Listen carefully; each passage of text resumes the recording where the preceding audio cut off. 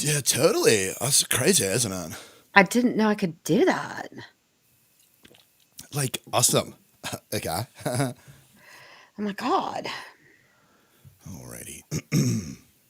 I would make a great Valley girl. So we should be live and streaming over on YouTube, Facebook, and It would appear that we are, sir.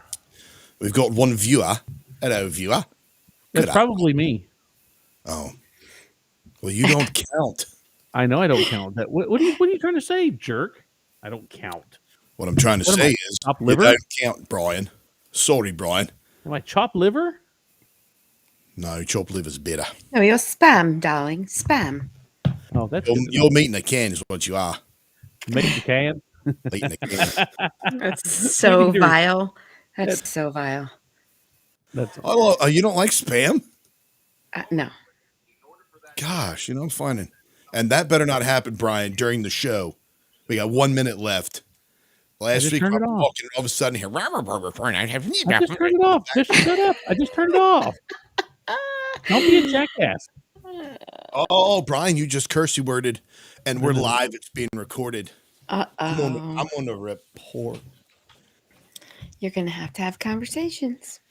Okay, we've got about 35 seconds here, folks. I'm going to have to do some producing, some extraordinary producing, 25 seconds today. So, Aaron, the stream on Facebook. 15 seconds, what? Stream on Facebook, what? Still has the wrong name on it. Go to the new one. Yeah, go to the new one. There should be a new one. We got 5 seconds. Go dark. Got it. I got it. We're good. We're good.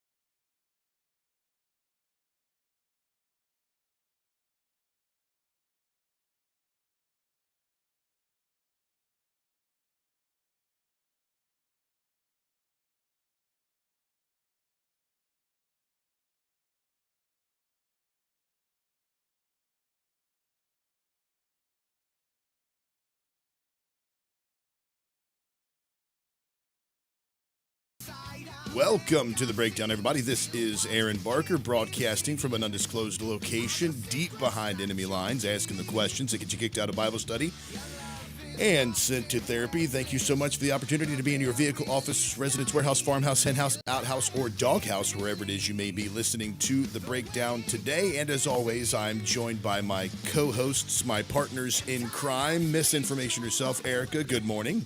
Good morning. Good morning to bearded pastor Bryan. Good morning, sir. All right, folks. This is a fantastic day. A lot of great stuff to talk about. Don't forget, we're live right now on all over the place. We're on YouTube, Facebook, Twitter, and everywhere. I'm using the word ubiquitous again. He's everywhere. He's everywhere. So we are all over the place this morning, everybody. Thank you very much again for the opportunity to be here. A lot of stuff to get to today. Let's go ahead and let's just get the formalities out of the way. If you have a question, if you have a comment, if you have a smart aleck response, why don't you just go ahead and head on over to breakdradio.com and sound off by clicking on the microphone in the bottom right corner. And that will allow you to leave your message. If it's your very first time, we'll go easy on you.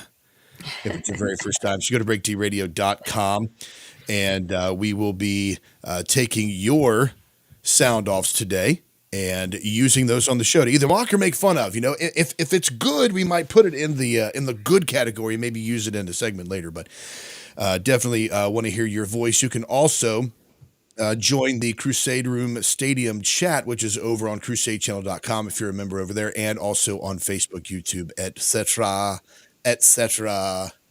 Good day. Let's go ahead and chum the waters here, throw a little bit of chum out there, get the sharks circling with all the fascinating accounts of this great life and time. So first thing is Groundhog Day was this week. I don't know if I'm not sure of anybody who have live streams or follows this unless you're actually in Punxsutawney. I mean, is this a thing with anybody that doesn't live in PA where they watch this online? I actually watched it online. I Wait, was up why? for it Why would you early. admit that? Why would you admit Well, that? because here's the That's kicker. I was up really, really early for our prayer call, right? And so I Oh, happened to gosh. be while we were done with while other people were praying, and Wait a second. I had flipped open my phone and I saw that it was live, and I didn't realize so that it many was mistakes in this Groundhog. comment right Oh, here. yes, I, Oh I yes. my didn't realize it was goodness. Groundhog Day, so So, I so, didn't watch it like then, but I Oh, saved it and I went back and watched it later. so other people are like, "Hey, Pastor, we want you on this prayer call with us because we right, need your prayers." And you're like, right. "I'm here. I shall pray for you." Oh, it's Groundhog Day. It's Groundhog Day, squirrel. Groundhog Day. I mean, Yeah. I mean, you're So like, no, they're that's not the way expecting you this to works. pray. This is a prayer lie. call with a bunch of other pastors, and everybody takes turns praying. I got on early that morning, so I was early in the queue, right? And then later on in the queue, as we're talking about something, I flipped open my phone because I got a notification, and I saw that they were getting ready to do Groundhog Day, and I've never seen it in live. You've done. I don't ever get up that So, early, right? so you didn't see when Puxatawny Phil got dropped and died, right? I did Oh, not see that. I did not. What I did see You was guys remember that? I paused it, and then I finished my prayer call, and I went and finished watching it afterward. oh Oh gosh, my that God. reminds me of this. It reminds me of this. Hold on just a second. Y'all, Brian, you probably know, obviously I know you know who this is, Perry Stone. Yep. This happened last year, Erica. Perry Stone is a Pentecostal guy. By the blood of the Here's what Lamb, happened. by the blood of the Lamb, God. I pray, I pray, I pray, I pray. Healing, healing, healing. I pray, I pray, I pray. Deliverance, deliverance, deliverance, deliverance, deliverance. Picks up his Yes, phone. Lord, yes, Lord, yes, Lord, Checks yes, the Lord, text. yes, Lord. Yes, Lord. Yes, Lord, yes, Lord, yes, It's not Lord, done. yes, Lord. Karamosharadanda rabasha karabamanda diasa. And for those the uninitiated, that's speaking in tongues. And here it is again. Yes, Lord, have your way, have your way, Checking have his your face, way, have folks. your way. Tweeting out. Oh my God. Checking Groundhog Day. Yeah, that's That Brian. was not me. Thank you It's very Groundhog much. Day. 6 weeks of winter. Hallelujah. What are That's you? actually Where did you get this, Aaron? What is that's this? actually where he finds out that it's 6 weeks of winter right there. Is when he lets out that deep groan.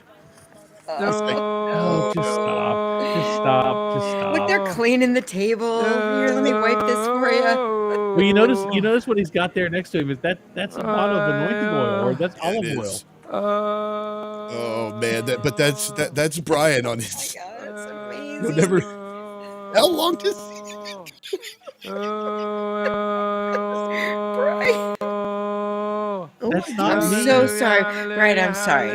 It's okay. It's That okay. just I don't reminded me care of that that he wants to because be a it's like, jerk about it. That's fine. Whatever. I don't care.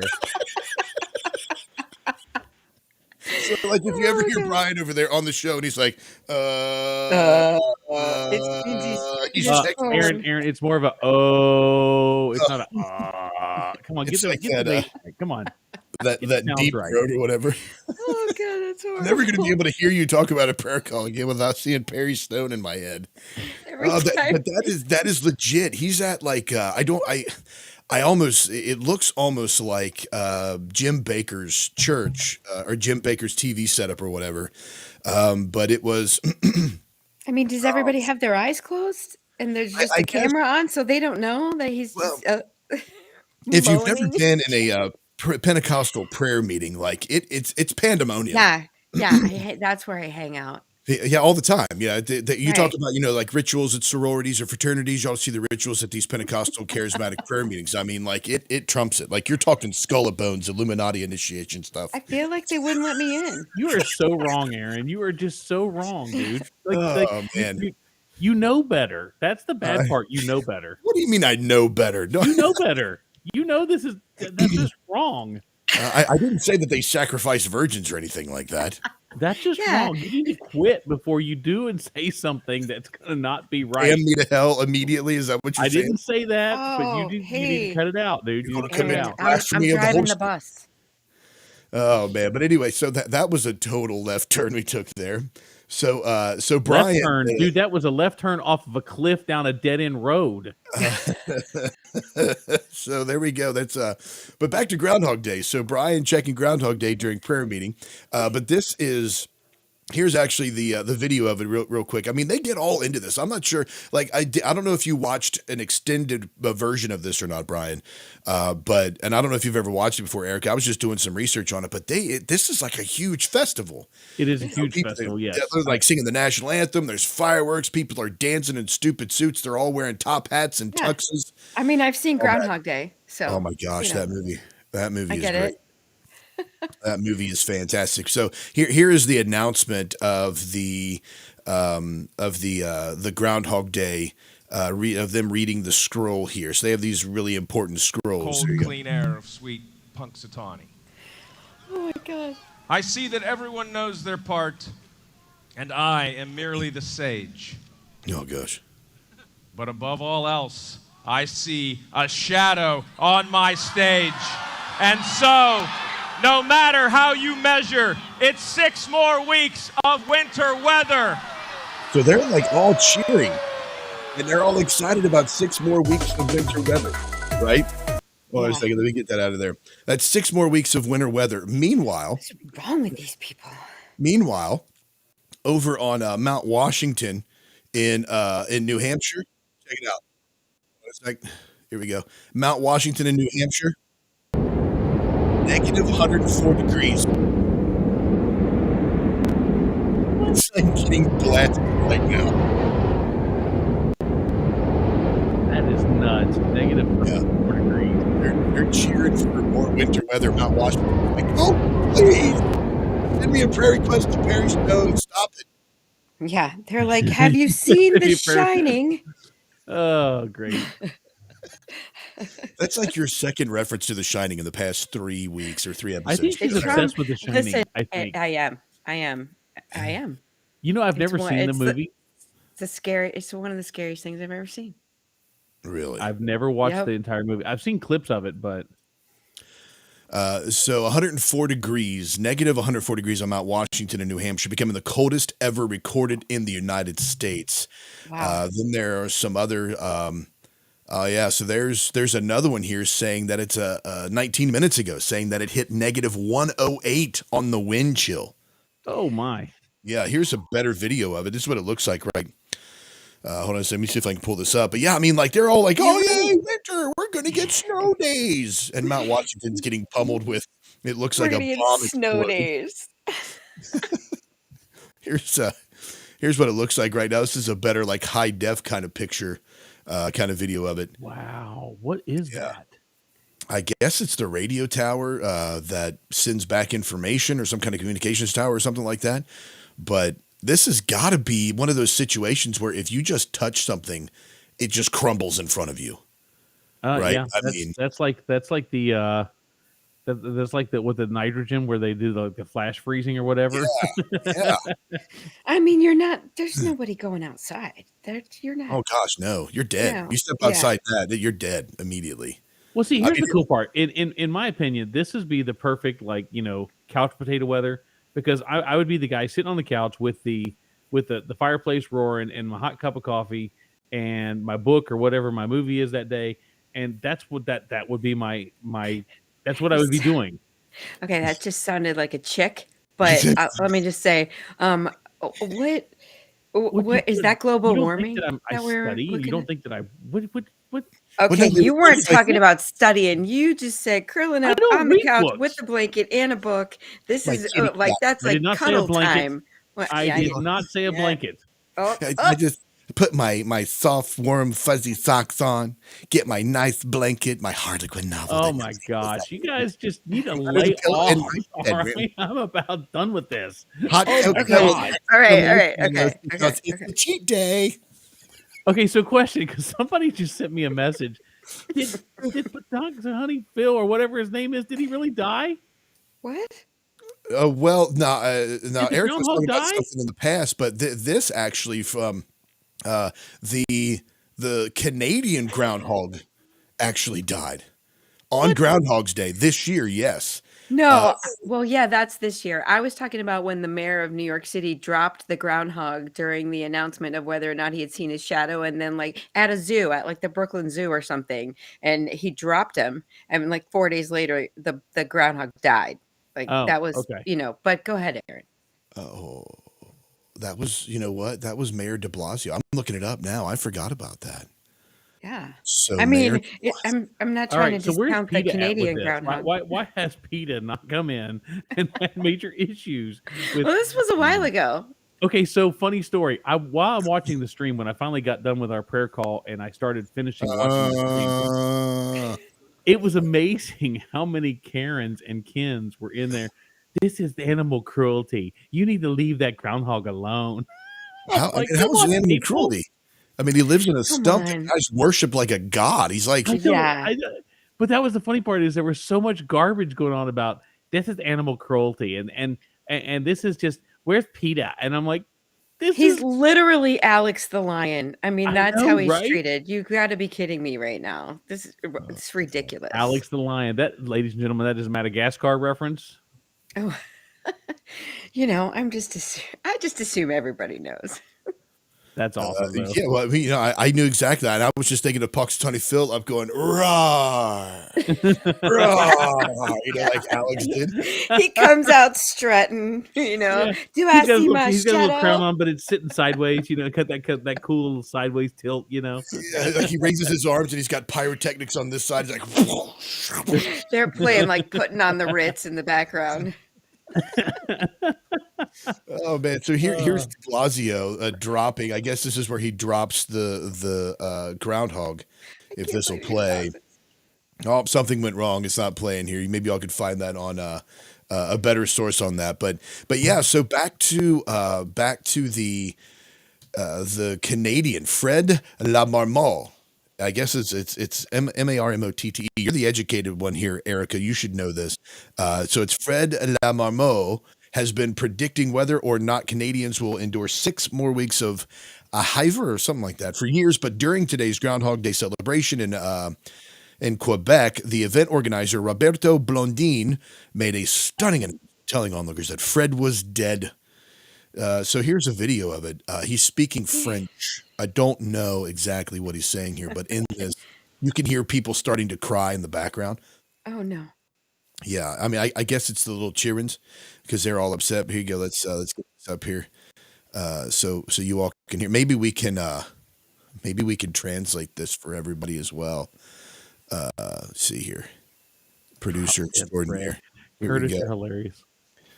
Cette année, ça va se passer complètement différemment. It's very, very tragique. Tu sais, dans la vie, il y a un dicton qui dit, dans la vie, il y a juste une chose Groundhog de sûr, c'est qu'il n'y a rien de sûr. super. Ben, cette année, c'est vrai. Met some C'est vrai, c'est on malheureux. Je vous annonce and is now dead. la mort de Fred. Listen to him wailing in the background. Cette année, ça va se passer complètement différemment.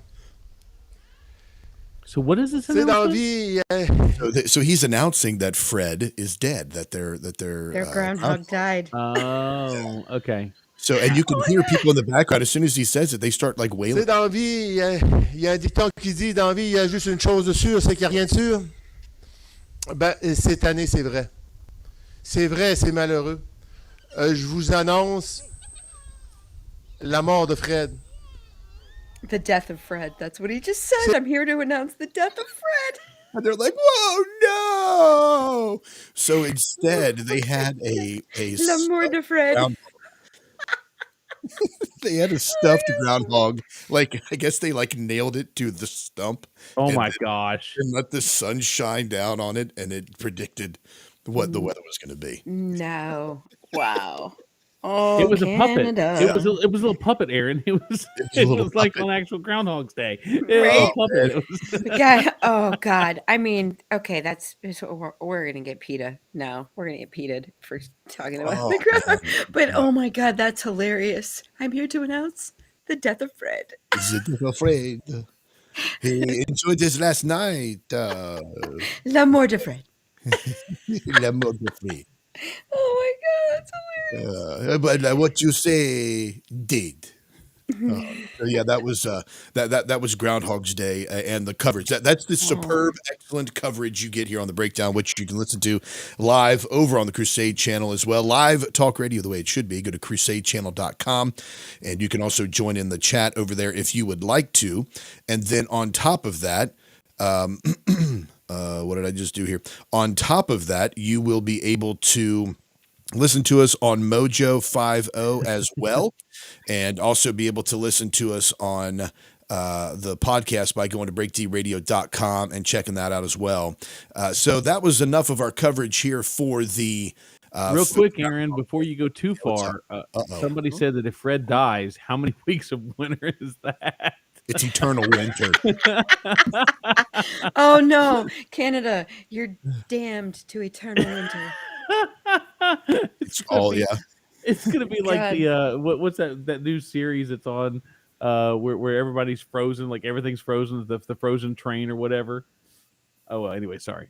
No, that's all right, man. Keep going if you need to. That's fine with me. But I can't think of what the name of the show is. I just saw clips of it. I've never watched it, so I don't know.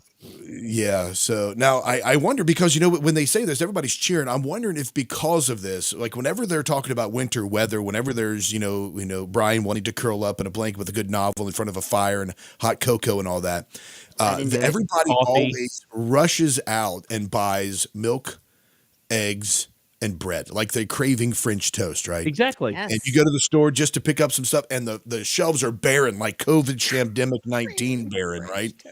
So I'm wondering if the whole Groundhog Day thing is connected to the egg crisis. Like this conspiracy of there's going to be more winter, you need more milk and eggs. So people like rush to the stores and they buy that. Maybe it's all connected to the supermarkets, and they want to try to get people to buy more stuff. It's consumerism. That's all it is, folks. Consumerism. Did you see my egg thing this week, or were we planning on talking about that later? Yeah, absolutely. That was called a segue, Erica. And so now what we do is you roll right into that.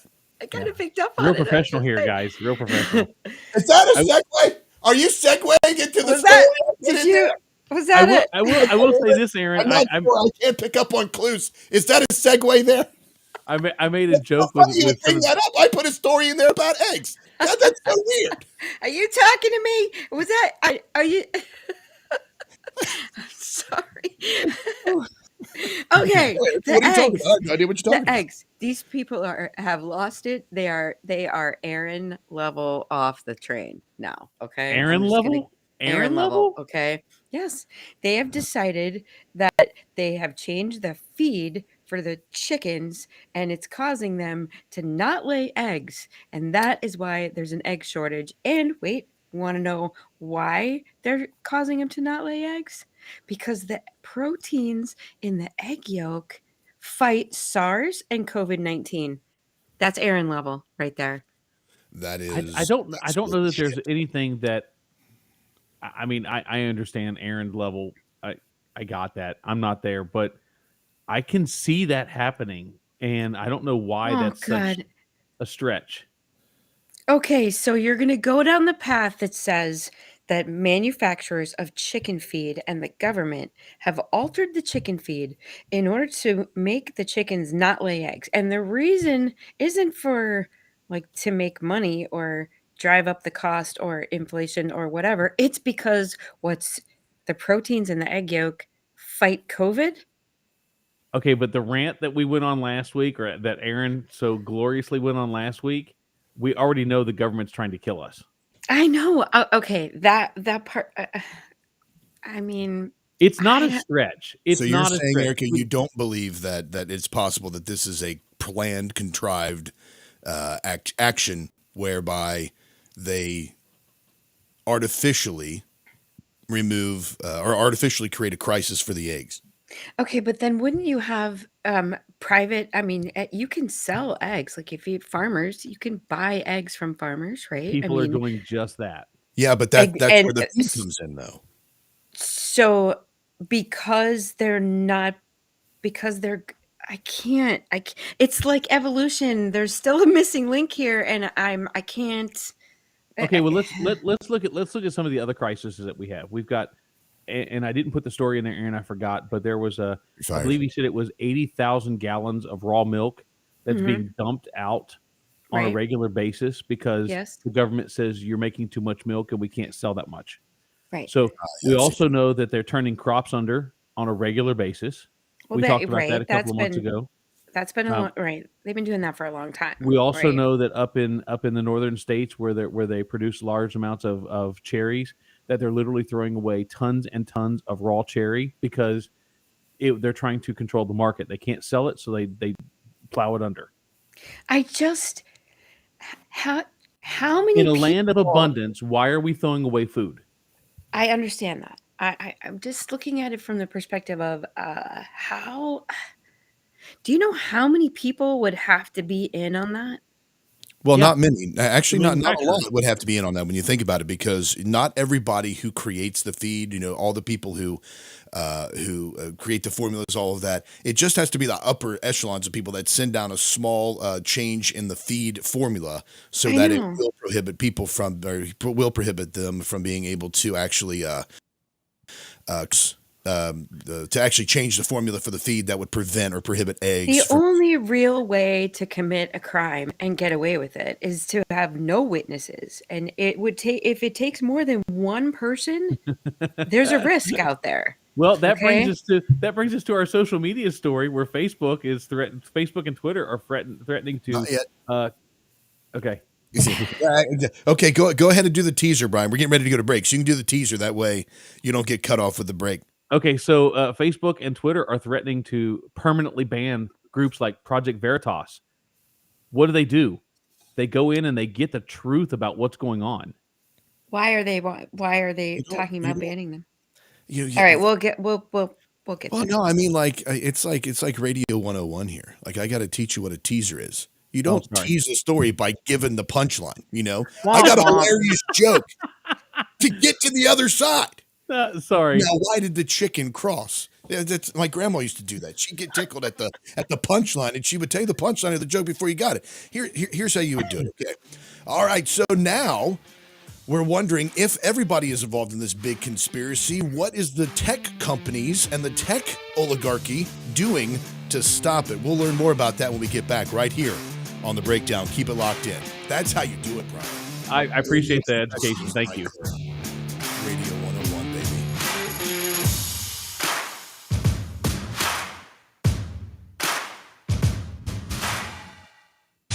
Asking the questions that get you kicked out of Bible studies and sent to therapy.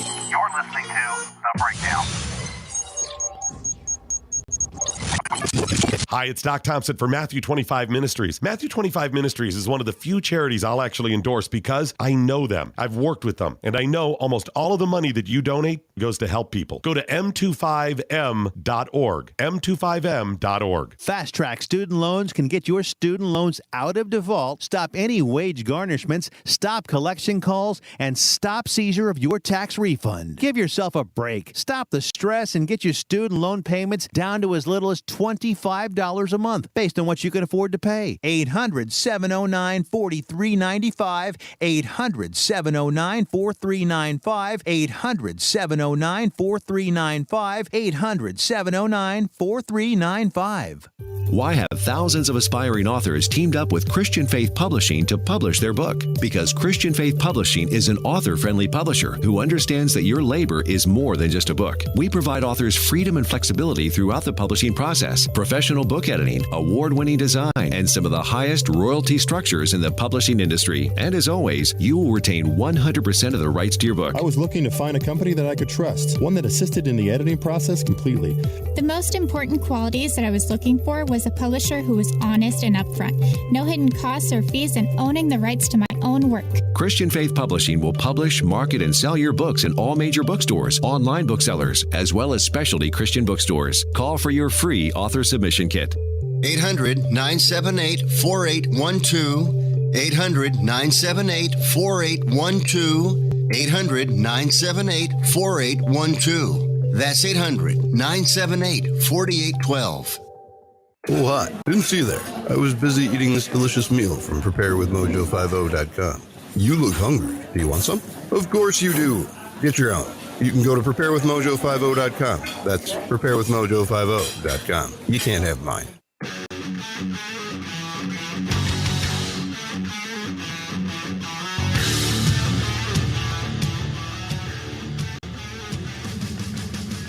Welcome back to the Breakdown, everybody. Thanks so much for staying with us during that break. By the way, I can't see any of the chat messages coming through over on our platform here, y'all. So if you all see something, Eric or Brian, about a chat or message, let me know, because it's just not coming in.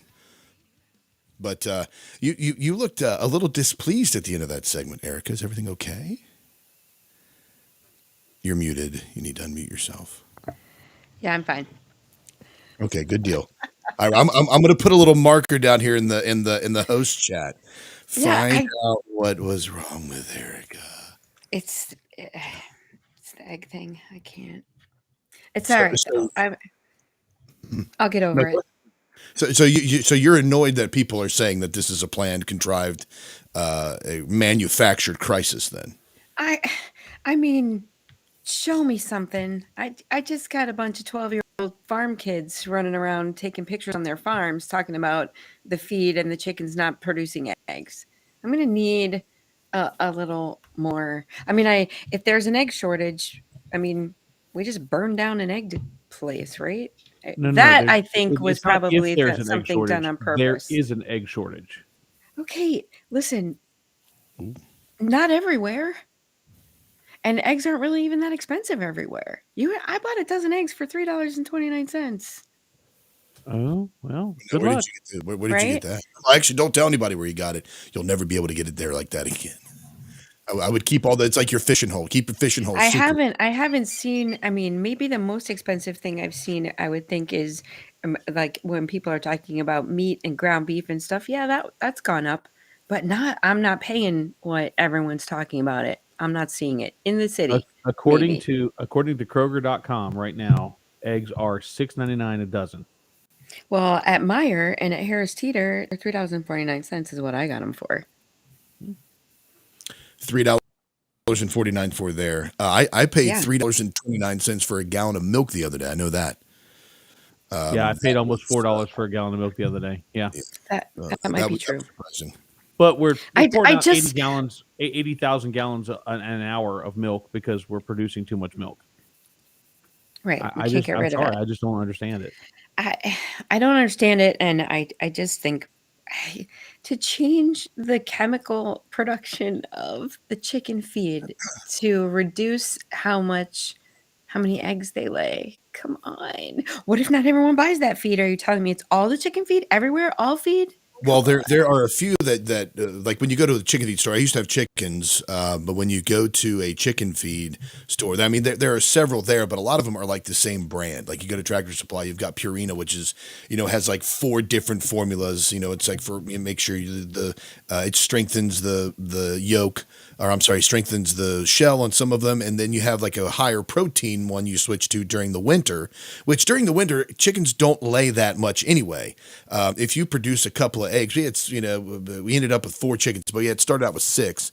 When we went into winter, they started molting. They didn't produce a lot, but you still have chickens around the nation that produce eggs. That's where we get them all, obviously. But, you go to use those specific formulas to increase their protein so that when they molt, their feathers come back stronger and faster so that they can produce sooner. But there are several different types of feed, but just a few manufacturers that they would sell at Tractor Supply or something like that. Now, there is an interesting story. Kaiser actually brought this up in the Crusader Stadium chat room as well. First, he said there aren't a lot of people that make animal feed, but this story was in there as well for us.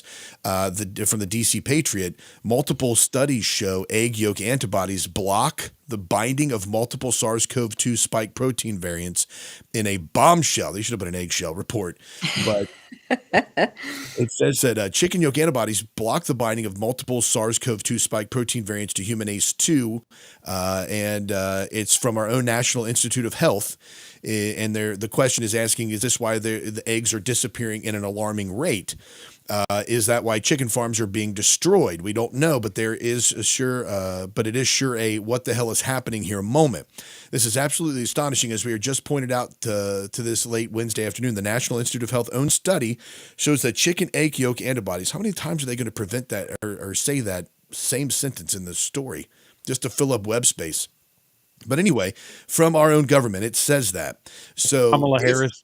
So if they are legitimately destroying egg yolk or egg farms, chicken farms and such, if those are really burning down, and they're preventing people from getting eggs, and then all of a sudden there's this link. Now, of course, I know the conspiracy theorists can sometimes you give them a blank piece of paper, and we love playing connect the dots. But when you have something obvious like that, with the eggs helping out with the spike protein, the reduction in eggs in chickens that people are seeing, the destruction of farms that produce eggs. I mean, that it sure does have the makings of a really great breakdown conspiracy story. I know. I just, it's a lot of people. It seems like a lot of people would have to be in on that and know about that. You have to have. Okay, listen, the people that are selling the chicken feed don't just say, oh, hey, we know this, there's this connection here, so we're going to change the formula. They're just being told to do it, right? So maybe the people that are changing the formula in the chicken feed is a couple of people that are in on that. Right. But where are who is sitting around in a room? I just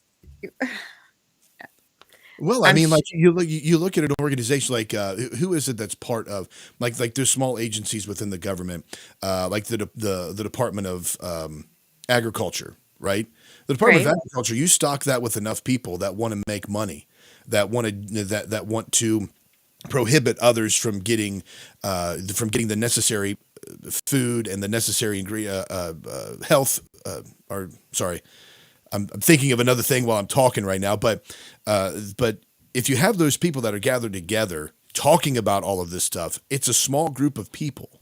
So you send them back to their respective companies, and they make a small change in their formula. You don't have to have a lot of people involved in that. Do they know why they're doing it? Maybe not. Like a lot the people of times that government workers just follow orders because it's what they're told to do. Yeah, some of the people that are in the planning know what's going on. Some of the scientists may know what's happening, but honestly, it's one of those things where somebody. I actually talked about this on the show last night. The Breakdown Paranormal Files over on which you can get on YouTube had two really great guests last night. But we kind of talked about this with Mark Sargent. Was you have let's say you have a classified Abrams tank that you're making, all right? That tank has thousands and thousands of parts. Well, there are hundreds of factories around the nation that produce widget A, and another company produces widget B, and another company produces widget C. They don't know what they're creating. They just know that they're creating a stainless steel L bracket that's 16 and a half inches long and needs to be produced in, a million of those and sent out. And then same thing with widget B and widget C companies. They don't know what the end product of those components are. They just know that it's their job to make sure it's machined and created properly. And then they send it off to some secret place that actually has top secret clearance where they do assemble the Abrams tank. And the people that are in that facility, they know what they're doing. But even the people that even smaller than that are the people who program the tank, etc. So you can have a lot of people involved in a conspiracy, but they don't know that they're involved in the conspiracy. Does that make sense? Yeah. So, yeah. I know. We're talking full on crazy town at this point. Welcome to the breakdown. That's my life. And here's the thing, Erica, I have to admit. So sometimes when Aaron goes off on some of these conspiracy theories, and it breaks my brain too, because I'm like, no, that's just not possible. That's just no, that's stupid. That's now you're going nutso. Now you're going Alex Jones territory. The turn of the freaking frogs gay, right? I don't know if I'm there. That's gay, by the way. Alex Jones is right on that, man. I don't know if I follow that whole logic, but I will say this: there is enough evidence to show that even if it's not verifiable, there's enough smoke to say fire somewhere. And I Okay. think the problem that you see, especially when you start talking about things like them, the Department of Agriculture telling farmers that they have to plow under a certain amount of their fields. Right. But nobody had a problem with that. They just No, took we the all had a problem subsidies with that. and We're were just not like, allowed to okay, say it. thanks. No. We all had a problem with it. We're just not allowed to say it. Well, That then gets back then to you the shouldn't have story. taken the money and grown what you wanted. Well, If everybody had a problem with it, then all they had to do was grow it. You don't understand. The letter said You don't either plow understand under their your command field. explain time. No, either plow under your field or we'll contaminate it. They actually threatened the farmer that they were going to destroy his field if he didn't destroy it. So take the money that we give you to do what we tell you to do, or we will destroy your field. Oh, well, I tell you that there's a lot of stuff that goes into it, a lot of research. And of course, our job here is to report that evidence and give you our standpoint. And obviously there's a very interesting discussion between the three of us. And I think it can continue. If you want to sound off on that, just head on over to breakdradio.com, click on the mic in the bottom right corner, and you can leave your sound off there. We'll play it on the air. We'll make you famous, unless you're too chicken. Oh my gosh. You always taunt your listener to make them call. Or it's great. It's great for audience retention. All right. So now a quick story just to kind of shift gears here. When I played video games growing up, we had the Atari 2600. What was before the Atari 2600, Brian? ColecoVision.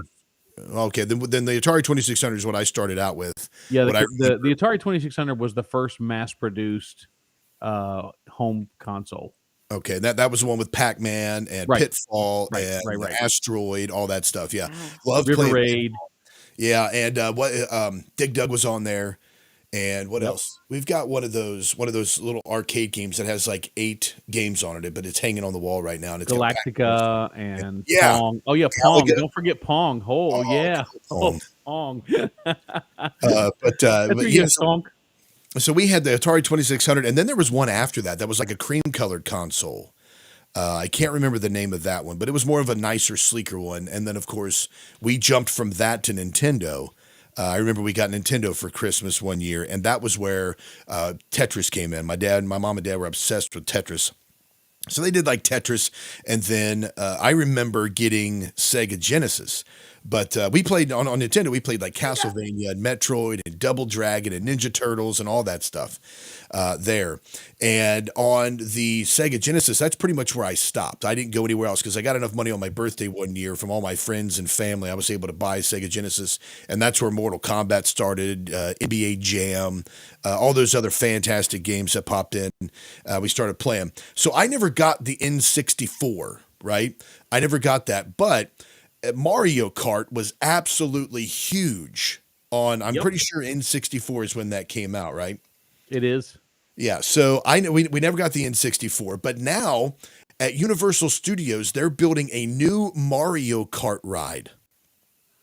So on this Mario Kart ride, it says here that it's got a soft opening right now. Gamers and tourists alike race to see what the park had to offer and get in line to test out its highly anticipated Mario Kart ride. It features slow-moving karts painted in different colors. The augmented reality experience that places riders inside Bowser's castle was destined to be a hit among Mario lovers everywhere.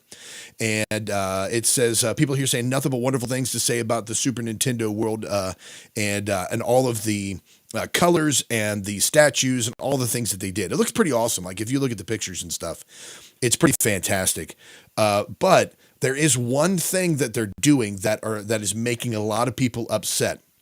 It says here that the body size limitations on Mario Kart are preventing people with a 40-inch waist from getting onto the ride. So Oh no, that's a problem. Tragedy. Well, you think about it, like all of the people that played Mario Kart are probably larger than the 40-inch waist. So all of these like adult fanboys are like, oh, I'm going to go ride that. I used to play it when I was a kid. And they're morbidly obese now. And they're all disappointed. They have like a crying section at Mario Kart. the section where the fat dads have to stand while their skinny wives and kids ride the ride, and they're all like droopy shoulders, protruding lip. They're all miserable. This is the worst thing ever. So, Aaron, just to give you a heads up, somebody mentioned in the comments, actually, Mario Kart came out with the Super Nintendo. Super Nintendo, that's what it was. Super Nintendo, correct. Yes. And after that was Nintendo 64. Now, the other thing is, let's go back a little bit further. The 2600 was the first Atari console, but the 5200 came out in, I believe it was 1982. So the 5200 was like one step higher, so they kept doubling. But that was pretty much the end of Atari. Then that's when it jumped over to Nintendo. And then after Nintendo came out with the Super Nintendo, then you had Sega Genesis. That's when you got Sonic the Hedgehog and all that kind of cool stuff. Now that's what I remember. I played Sonic the Hedgehog. Like if they had a Sonic the Hedgehog ride and I wasn't able to get on because I'm a fat dude, then you would be all downtrodden as well. Tear that place down. I would be like torches and pitchforks. Very good people on both sides, and I would be like raiding that place.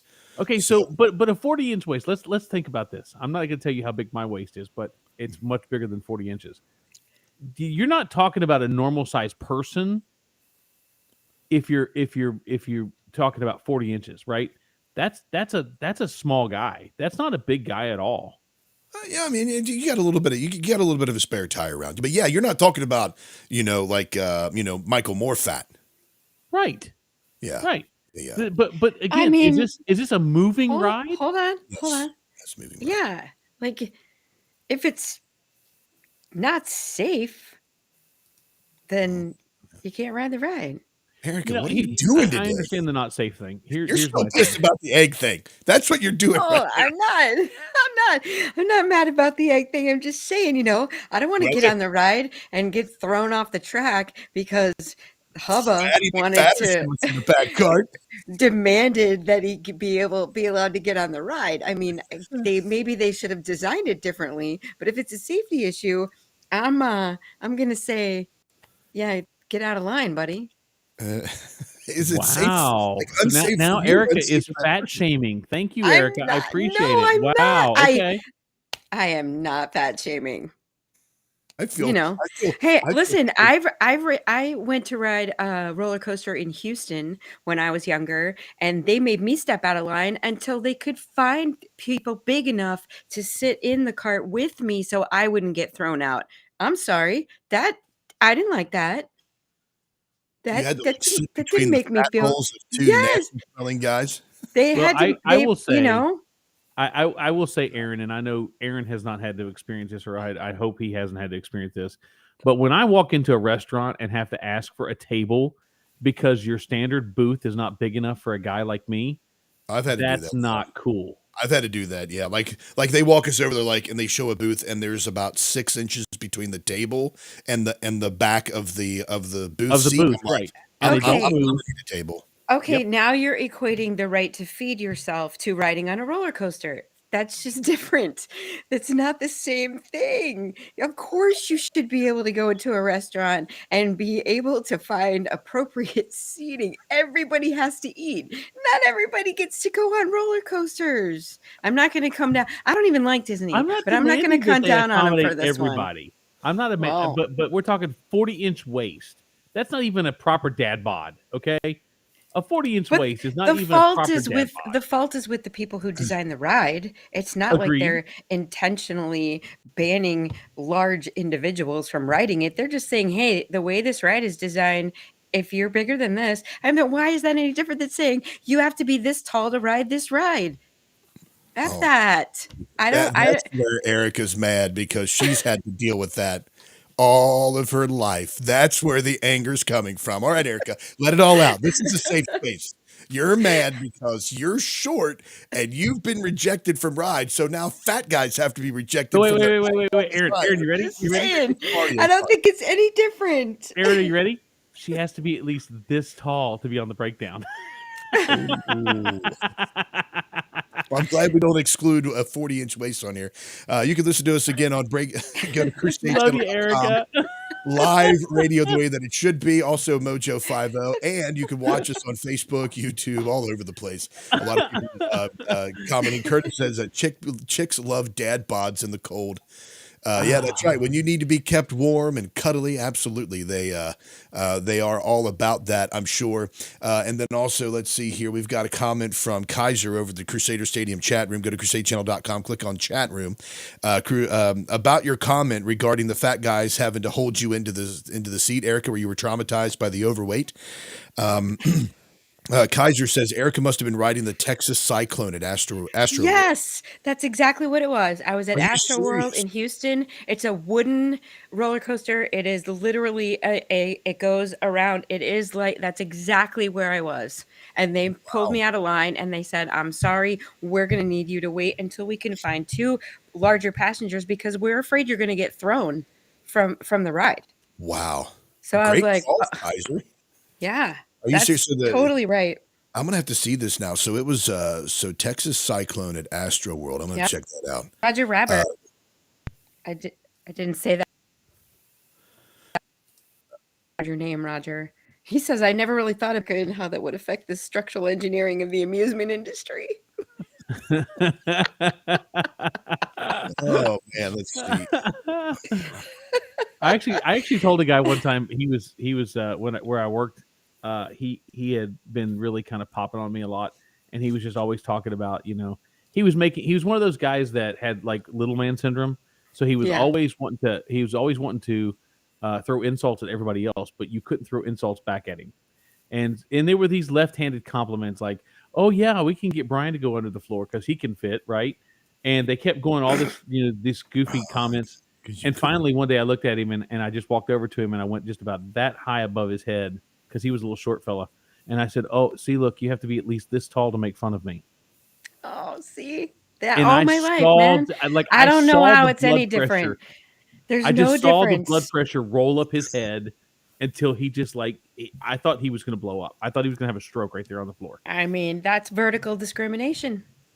Well, I'm Horizontal gravitationally discrimination. challenged, so if since I'm gravitationally challenged, if people are going to make fun of me, look, I'm an equal opportunity offender. I'll laugh at me, but I'm going to laugh at you too. The thing about it also. Hey, it's fine. You're right. I think I don't think there's any difference between them telling you you have to be this tall versus why didn't they design the ride better? They could have designed it to hold short people in. Come on.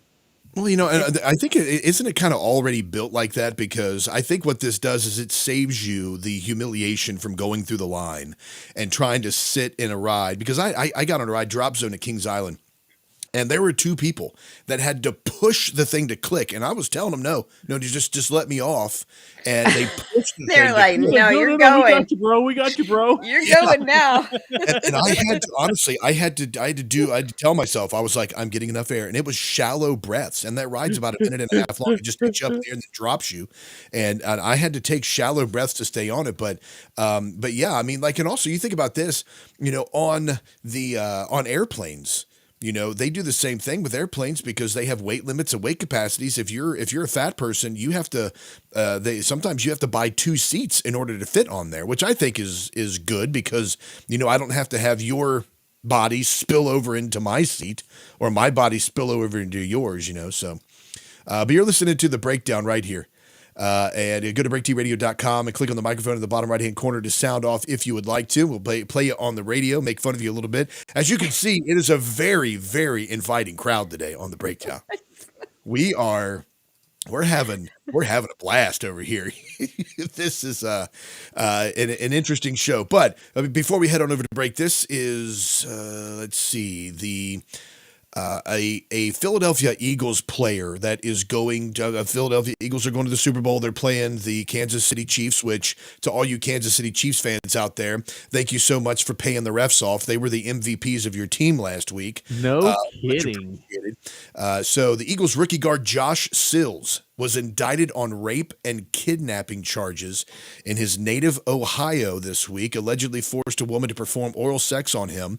The 25-year-old Sills engaged in sexual activity that was not consensual and held the victim against her will in an alleged incident that occurred in Guernsey County on December 5 in 2019.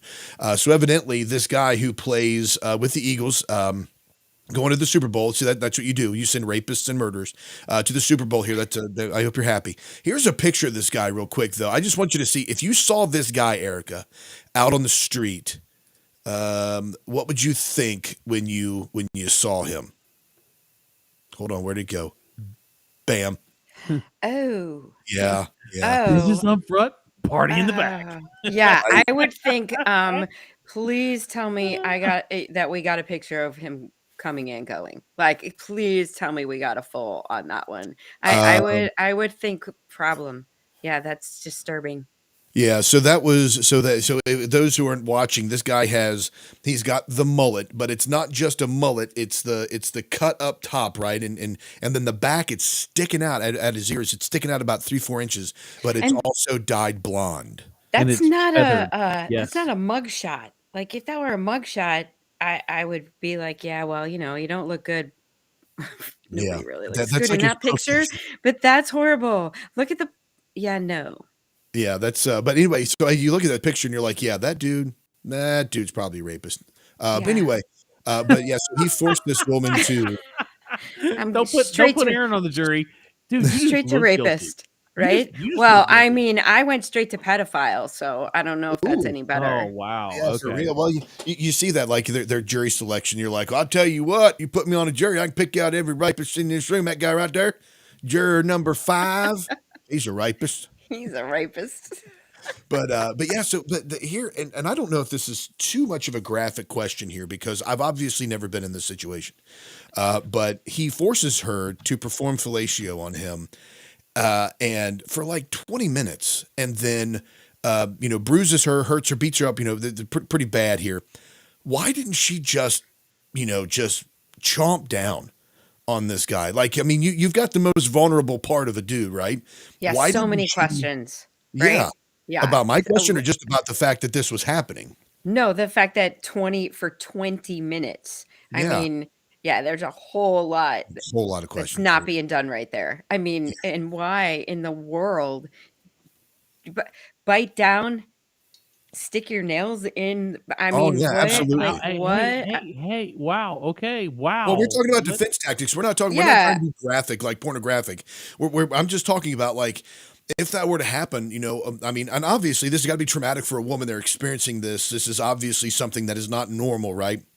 But, like, where's the survival? Not normal. I mean, you're fighting for your life at that point. Exactly. You don't know, you don't know what he's going to do at that point. Why in the world? I mean, I understand they teach people, go along with it, try to endear it, and make sure you keep saying your name, try to make yourself seem like something that you're, but no, hell no, not at that point. No, wrong.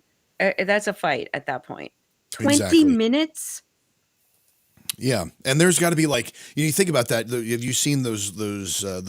I can't remember what they're called, but they are defense, like almost like brass knuckles that you wear. It's shaped like a cat, and it's got the 2 ears. Lady claw. It's called the lady claw. Exactly. Like, you think about that. Like, a woman should have something like that, or mace, or bear spray, something in that situation. But could you imagine a swift punch with one of those claws right there? That dude ain't doing anything, and it's going to give you time to get away. And it's not going to be your word against his. It's going to be his injury against yours, right? I mean, you're going to be able to prove that actually happened, that it was actually legit. But PSA: if you don't have a lady claw, take your set of keys, put the key ring in your hand, close your hand, stick the keys out. Just make sure you put your thumb in so you don't break it. But yeah. Self-defense tactics here from Misinformation. All right, folks, we're going to take a quick break. When we get back, we're going to continue with this and more on The Breakdown. So keep it locked in right here, folks, on this wonderful Saturday.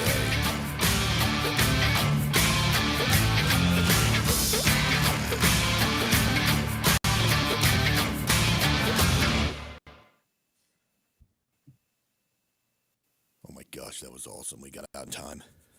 I'm over here, like, watching the sleeper track. I sure hope this isn't live right now. I'm over here, like, watching the sleeper track, and I'm stopping it and I'm waiting a minute, and then when I stopped it, it disappeared. So then I had to thumb it back up to where at the bottom of the hour break. Oh my gosh, it was crazy. You're doing an excellent job, Maestro. Excellent job. Yeah, you're doing great, Maestro. I'm so sorry, Brian. I don't know what's wrong with me today. I'm very combative. I apologize.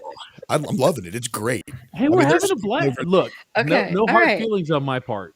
I mean, the more I get to know you, the more I talk to you like we're friends, like where I'm sitting with my friends. Well, I hope we're and friends. Holy crap! No, I know, good but Lord. I'm a lot less nervous. I don't so much consider what's going on in other areas, and then I'm like, oh shit. No, we're I'm gonna good. piss Brian off. We're good. You're fine. You're fine. I'm having a blast. You'll know This when is you fun. piss Brian off. He acts like a woman when he's mad. Okay, I can cut now if I right. This is our big break. Yeah, this is our big break. So we got 2 minutes. I'm going to use the restroom. I'll be right back.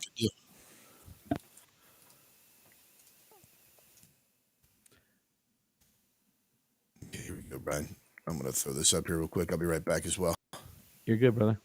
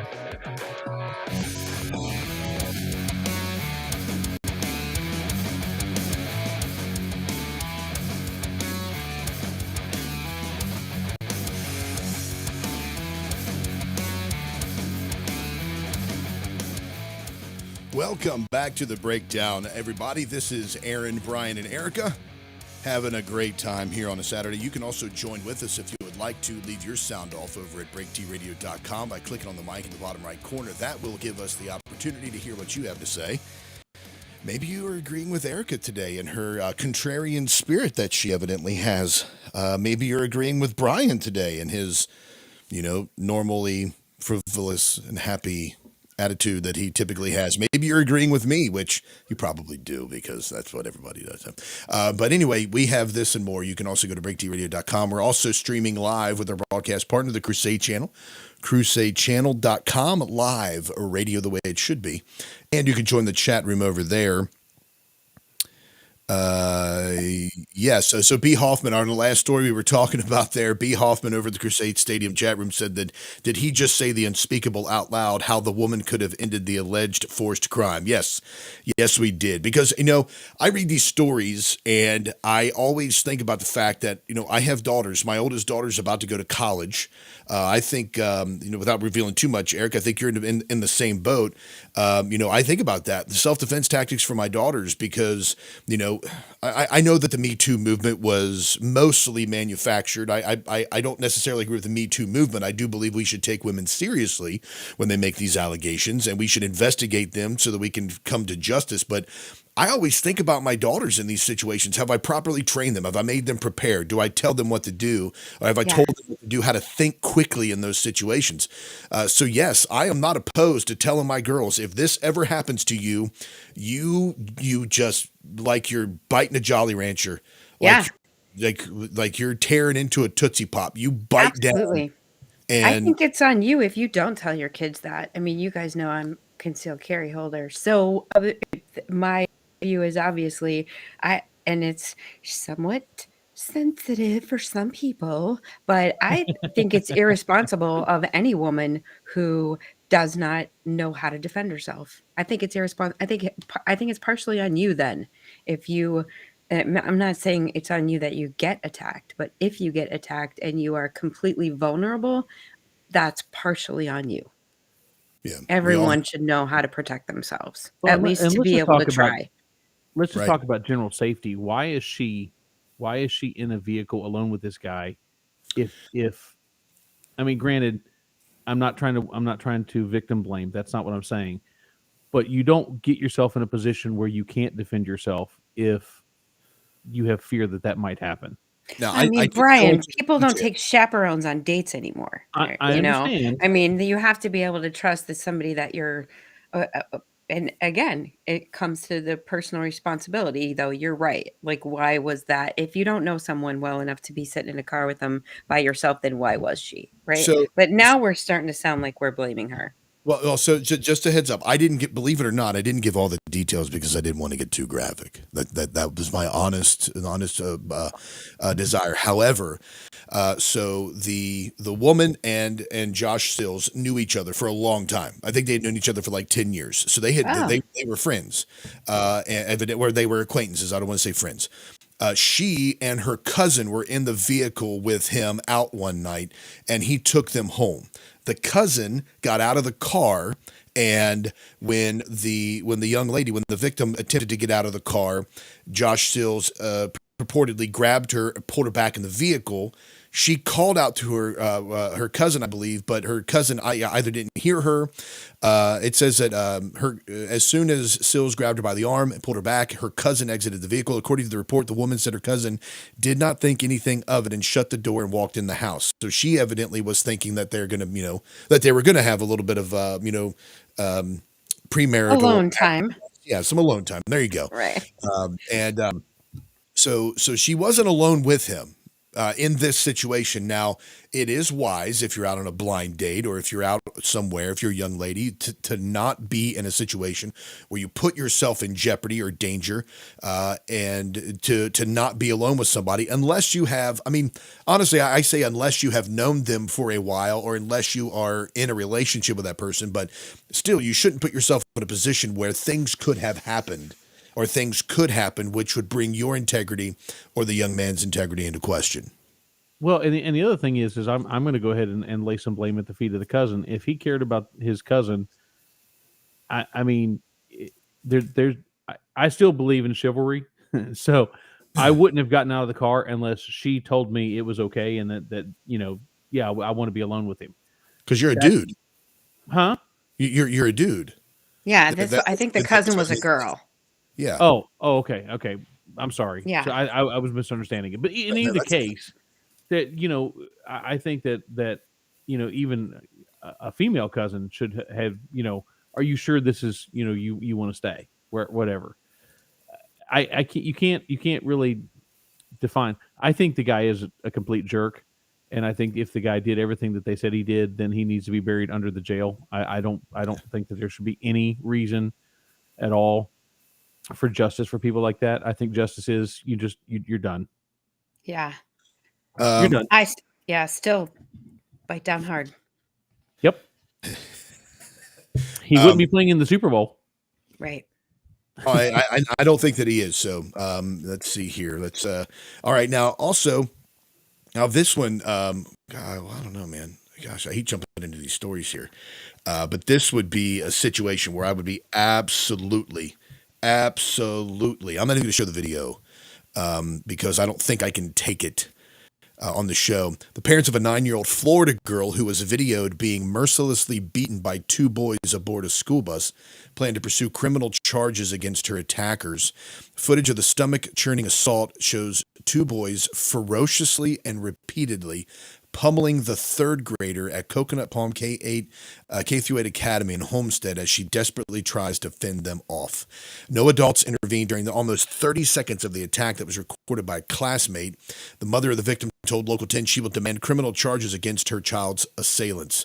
She told the outlet that the school administrators are overwhelmed by spiraling violence inside and around the school, and their response was to advise her to enroll her 3 children elsewhere. Wow. You 2 kids beat my daughter, and your advice to me is enroll them elsewhere, take them out of the school. Right. Oh my goodness gracious. Oh my goodness gracious. Now here, you know what? my gosh. God, that's disgusting. Aaron, and here's the bad part. I hope she pursues. I would pursue criminal charges. Come on. As a country, it seems like we are allowing we're allowing room for violence instead of correcting the bad behavior. Okay, and it's upward trending, not just with kids, but it's upward trending on all kinds of levels. Right? We're not prosecuting petty theft now. We're not prosecuting up to $1,000 of theft. Now we're letting people go in Chicago where I forget we had this report a couple weeks ago or a few weeks ago when we were talking about the district attorney not going to be prosecuting certain crimes. And now you're saying in schools, well, if you don't like the way that the violence is in school, just go enroll somewhere else. Mm-hmm. Here's the problem. There is a root cause here, and it's evil, and it needs to be dealt with. Mm-mm. And I'm sorry. I mean, maybe this is a little bit too graphic, but I'm sorry. I think some Old Testament justice needs to go into place, and some people need to lose some hands and some feet and some faces. Not the Old Testament justice. I'm serious. That's not in the Bible. Losing hands or lopping. No, it's not. I was being funny. I was trying to be funny, but sorry. So use another line. I'll go medieval on them, right? We need to handle our society, and our society is getting out of hand. And it's getting out of hand in such a way that if we don't do something as a collective, we're going to be overrun. I mean, I remember there was a TV show, and I think, Aaron, you're going to have to flash back with me all the way back to the 80s. Do you remember the Max Headroom show? Absolutely. I remember Max Headroom. Yes. Okay. So there was a very short-lived sitcom where the criminals had access to social media and they could broadcast their crimes and they wouldn't be prosecuted for it or whatever. I mean, and that was like some kind of, that was some kind of like crazy thing back in the 80s that we were looking forward and going, oh, that would never happen. That was, sci-fi or whatever. Guys, we're there now. They're videotaping beating 3rd graders. They're videotaping robbing stores. They're and nobody's doing anything about it. There's a problem. There's a huge problem. Yeah, so the video, and there's some pictures and some still shots of this on the website, and I'm trying to determine here if you all can maybe help me out with this. I'm going to share this for those who are watching. I just made one quick observation here, and I'm not sure if I'm accurate, but here's just a still shot. There's the young man that's pummeling. There's the young girl that's being pummeled. Do you see a difference there, or is it just? Are you referring to the skin colors? It looks like a black young man is beating a Yes. white girl. Yep. And I'm wondering if that has something to do with the answer from the school for them to find another school and enroll them somewhere else. I don't know. I don't want to make this about people groups. It just seems a little odd to me that would happen. I guarantee you, if that were my girl, I would be meeting with the father and we would be discussing this like two men should. And, Discussing? Is that what we're yeah, calling it now? yes, I'm disguising the word discussing so I don't get a block on Facebook. Aggressive negotiations. Yeah, here's the deal. Let's negotiate. You're going to keep your kid away. And actually, I mean, if a boy like that, if someone like that feels that they're strong enough to beat down on a little girl like that, then that young man deserves a good old fashioned down south ass whooping. Yeah, and my question, I think, in the woodshed, not remembering who he is for a day, because he done got himself whooped. I mean, the best solution that you have is to tell the child to go to a different school. Then why isn't it the man delivering the beating who has to go somewhere else? Why is it the child that received the beating? Or better that yet, has to why be is he the still one moved? free? Yeah. Right. Well, he's a juvenile. So he needs to go to a juvenile detention center. Well, she said she was going to press criminal charges, so that should be forthcoming. I mean, I don't think the answer is locking people up. I don't. But I'm not I saying that's also the think- answer, but for this kid, that's worse than that. Like, Well, but I also think that there needs to be, and I know I'm going to catch all kinds of flack about this, but I think that there needs to be corporal punishment in the home. You teach a child how they're supposed to live and how they're supposed to treat other people. And if you can't go out in polite society, you're going to get your butt whooped by somebody who's bigger, badder, and uglier than you are. And people need to be fearful of that. People need to say, I need to be in Thunderdome. That's awesome, Curtis. Thunderdome. I'm not Curtis, saying that I'm we're doing in. like the Hunger Games, we're killing each other, but I mean, come on, folks. You I've heard want it to said bring before. back the ability for us to spank our children. I mean, I did, but that's what you're saying. I think that that's a corrective action that gets people. I mean, a little bit of pain does help teach or reinforce good morals. I'm sorry, that's a biblical principle. The Bible says if you spare the rod, you'll spoil the child. Right. I mean, so You're not. Hey, I'm not going to argue with you on this one. I oh my think that- gosh, that's crazy. yeah, she's not arguing. Whoa. Okay. No, I'm just kidding. But I agree, really think, and I have kids. So like some people will tell you can't even talk about that because you don't have kids, so you don't know what it's like to try to discipline your kids. You can't be just beating them or smacking them around or whatever. But yeah, you can, and there is such a thing as punishing your child in a helpful way. I would spank my child for running out from in between two parked cars in the street. Because what were you thinking? And that they won't forget that. It's a protective measure as well as a disciplinary measure. And used correctly, it's extremely effective. I can't speak for you, Erica, but I think I can safely speak for Aaron that there was a healthy fear of his father growing up. Oh, There was are a you healthy kidding? fear of my father growing up. Wait till your dad gets home. Yeah, that was. Oh yeah, a I death blow. was. Yeah, that was. Yeah. You I had just a healthy fear of my mom. She's 4 foot nothing. I still have a healthy fear of her. Right. Not You're a only smart could man. she summon the god of pain, my father, but she could also whip up a good amount of pain herself. I mean, it was I mean, I was scared. I'm still my mom or dad say my name in a certain way, and my butt clenches. I'm like, whoa, okay, Yeah. what happened? So, I mean, I was always afraid of my mom too because when my mom would whip us, she would use a switch, the keen little branches, and it was always on the backside or the legs. It was never, she never did any physical like major harm. It was enough to remember. I can remember getting spanked when I was growing up, right? But I take a look at some of these kids, and I mean, look, we here in the town I live in, we have a McDonald's that has to shut down from 2 to 5 in the afternoon because it's so close to a school that they can't tolerate the violence and the turmoil that happens when the school lets the kids out. Well, that's the other thing, right? It also used to be that not only did I have a healthy fear of my own father and my own mother being You had a disciplined when I healthy was fear of doing everybody something, else's mother I and had a father. healthy fear of other parents too, because my friends' parents, people in my neighborhood, people like near the school like that you would know in a small town like that, you could get in just as much trouble from them as you could from your own parents. Exactly. Yeah, and this particular story, I'm still infuriated by, and as anybody else out there is and would be as well. This person is told to withdraw their child from school. I wonder why isn't and I don't know if it's going to happen or not.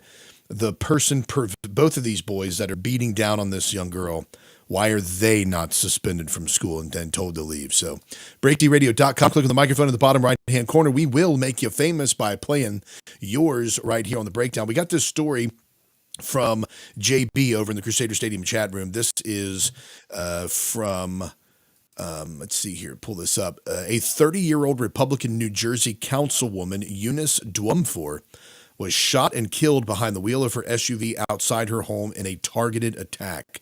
The councilwoman, she was killed Wednesday night. She was new to politics, just won her first election in a little more than a year ago. She started her 3-year term in 2022. And she said, like you, Salyerville is my home. I love and cherish this town. It is my desire to help improve the lives of its residents. I'm fully dedicated to building a better, stronger Salyerville, and with your support, we can create a better, brighter future for our wonderful town. She was found shot multiple times in her vehicle in the area of Samuel Circle at 7:20 p.m. and pronounced dead at the scene. The prosecutor's office in Salyerville officials said no motive in the killing has been revealed. I'm wondering what her connections were, JB. If you find anything else interesting out about that, what her connections were, why somebody would target her, why there would be an issue or problem, why they would want to do that, then please let us know, because there's got to be a connection, there's got to be a purpose, there's got to be a reason if they did in fact target her and kill her. So that's crazy. But she's saying that nobody really in the mainstream media is talking about this. Looks like the New York Post covered it. It's over on MSN.com as well. So I'm not sure exactly why this has happened. Maybe they were in on it. No, I'm Yeah, that's very possible. Yeah, they're She's in got an on R it. behind She her knew name, so about that makes her public enemy number one. she knew about the egg crisis. She was in on the egg crisis. She was in on it. She knew about the dang proteins. She knew. I mean, she was just about to crack that story. Oh, wow. God. Sorry, I shouldn't yoke about that. 2 for 2. You shouldn't make yokes about that, Aaron. I shouldn't be yoking around. Here's one as well. Let me see what we can hit before we're coming up on a break here in just a few minutes. Boy, he laid a goose egg there, didn't he? So Costco, do you all have Costco memberships? Do you all go to Costco at all? I have a Costco membership, but I don't have a Costco near me, so I have to have everything drop shipped. So check this out, Brian. This could answer that question for you. This is happening a lot across areas because I guess housing crisis and issues. A developer in South Los Angeles hopes to not only a Costco in the area. Gosh, this doesn't make sense on this. South LA Costco looks to build 800 apartments on top of its warehouse. Wow. 800 apartments to tackle the housing shortage right now. Dude, you understand how awesome that would be? Like not same day delivery, but we're talking same hour delivery. Right there. Well, I mean, it's no different than having a giant just call down and high say, rise. hey, I want 17 pounds of ham and 27 pounds of cheese and 17 loaves of bread. And it's there in like... Brian. Well, it's Costco. It's Costco. You have to buy you gotta buy a bulk, right? So, you don't buy an 8-pack of toilet paper. You buy a 64 tub of toilet paper. I think that is the extreme version of like living in a high rise where there's a Starbucks in your lobby, right? When you're going downstairs, you're walking out through Costco instead of walking out through Starbucks. Hey, and guess what? They've got a captive customer base. I mean, you have to walk through Costco to get home. You're never going to forget the milk. I think that's very provided cool. we have some, right? Do you want to know about my Costco trick? Absolutely. What's your Costco trick? Erica. So if you have Amazon Prime, it's free shipping, right? And if you have a Costco card, you can order your Costco stuff and have it delivered for free shipping if you use your Amazon Prime to order your Costco stuff. So you can order Costco in bulk and have it delivered to your home via your Amazon Prime. And literally, so like I have a standing delivery every 6 weeks, all the paper goods, laundry detergent, that like cat litter, all that stuff. It just shows up on the front porch. Free shipping. Now I get free shipping when I order directly from Costco, though. Oh, if I don't know, I do it with Amazon Prime so I can create my recurring order and it just shows up. And they get a picture of it on my phone. I'll have to check that out. I didn't know Amazon. I didn't know Costco was on Amazon. That's interesting. So it says the new housing project hopes to take over a closed AT&T building in Baldwin Village where the windows have been boarded up for almost 2 years. Thrive, the developer behind the new Costco, plans to turn the vacant 5-acre lot near La Brea Avenue and Coliseum Street into a new warehouse store and intends to build 800 apartments on top. They hope to make 200 of the units low-income housing, something that the neighborhood seems to be excited about. And the delinquent used to go and sleep over there. And said Rolando Portillo, who has been living in Baldwin Village for 20 years. Yeah, Erica, what do you have to say about that? Yeah, no. That's a bad plan right there. So you're saying that now you're gonna poor shame. Yep. Right? Poor shame people. If that's what you want to call it, that's where I'm going. I think it's a horrible idea to put and I'm not poor shaming them. I'm saying if it's HUD, it's all HUD. If it's not, it's all not. You can't. There's never been an instance where those two things have worked together. Here's what it's going to look like for those that are watching over on YouTube or Facebook. I mean, it looks pretty killer, to be honest with you. I mean, it's very modern here. I guess, so it's like the Costco, you see the Costco downstairs, and doesn't Costco take the EBT card? Yeah. It's going to have to be more than a traditional warehouse too, because you can't build an apartment complex on top of an actual tin or metal warehouse, which usually that's what they are, right? So it's going to have to be a little hardier. Yeah, I'm sure it is going to be sturdy, but I mean, like just the idea of that. I mean, I think it's pretty cool. I do remember last year we covered a story. It may have been before you all came on, but I remember covering a story where they were looking at vacant malls, where they would be able to go into vacant malls, because like the Florence Mall here in Florence, Kentucky, you go to that place, it's like a ghost town. A lot of malls are going that way. Yeah, back in the day, I remember probably everybody in the nation has a story like this, but back in the day, the mall was the place to hang out. Like, right. Like on Stranger Things, the Star Court Mall, that's where everybody went. But nowadays you walk in, honestly, it is like, it is a ghost town. It is dead. And all that vacant space, they're talking around the nation of turning malls into apartment complexes or into condos where people can go and live as well. And I mean, I in a way, I think it would be really that's cool. a great idea. Yeah, I mean, like you could use that. Idea. Yeah, I think it's a good idea. I mean, now, of course, when it's, when you're doing, like you're saying, if it's HUD or if it's something like, low income housing or something, you have to be careful on that, because now, what's the neighborhood going to be like? What's it going to be like? Because typically those HUD and lower income housing is really it turns into a bad area, a bad neighborhood. It breeds crime. Okay, it breeds crime when you want to mix everything like that, right? Like you're actually talking about putting people who need assistance, which is fine, in a position where it's going to be really easy to commit crime. I mean, it's all right there. You can go downstairs and steal food, and you can go upstairs and steal from your neighbors. This is in California, so yeah, they're not going to get prosecuted if they go downstairs and steal food, right? Right. So, I mean, as long as they do it I don't know. less than $900 at a pop, right? And I'm not saying that, it's not like I'm saying if you're going to put a HUD community on top of a store, it has to be Dollar General. I'm just saying it has to be all HUD. Well, Dollar General, I mean, it would have to be a Dollar Tree or a $1.50, where everything's like legit $1, not Dollar General, where everything's like kind of sort of $1. But I just mean it's not. It has to be all one. I don't think you can try to mix that together. Traditionally, it doesn't work. Absolutely. All right, now we're going to take a quick break. When we get back, we'll be talking about Rep. Ocasio-Cortez blasting Republicans for their vote to oust Ilhan Omar, which, pretty funny, to be honest with you, because it really happened a long time ago.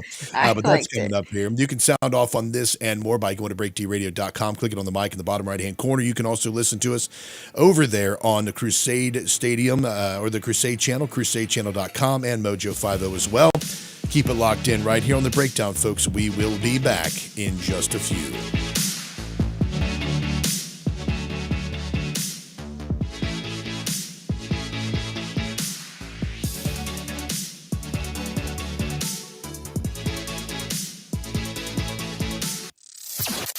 Fighting for your right to be wrong.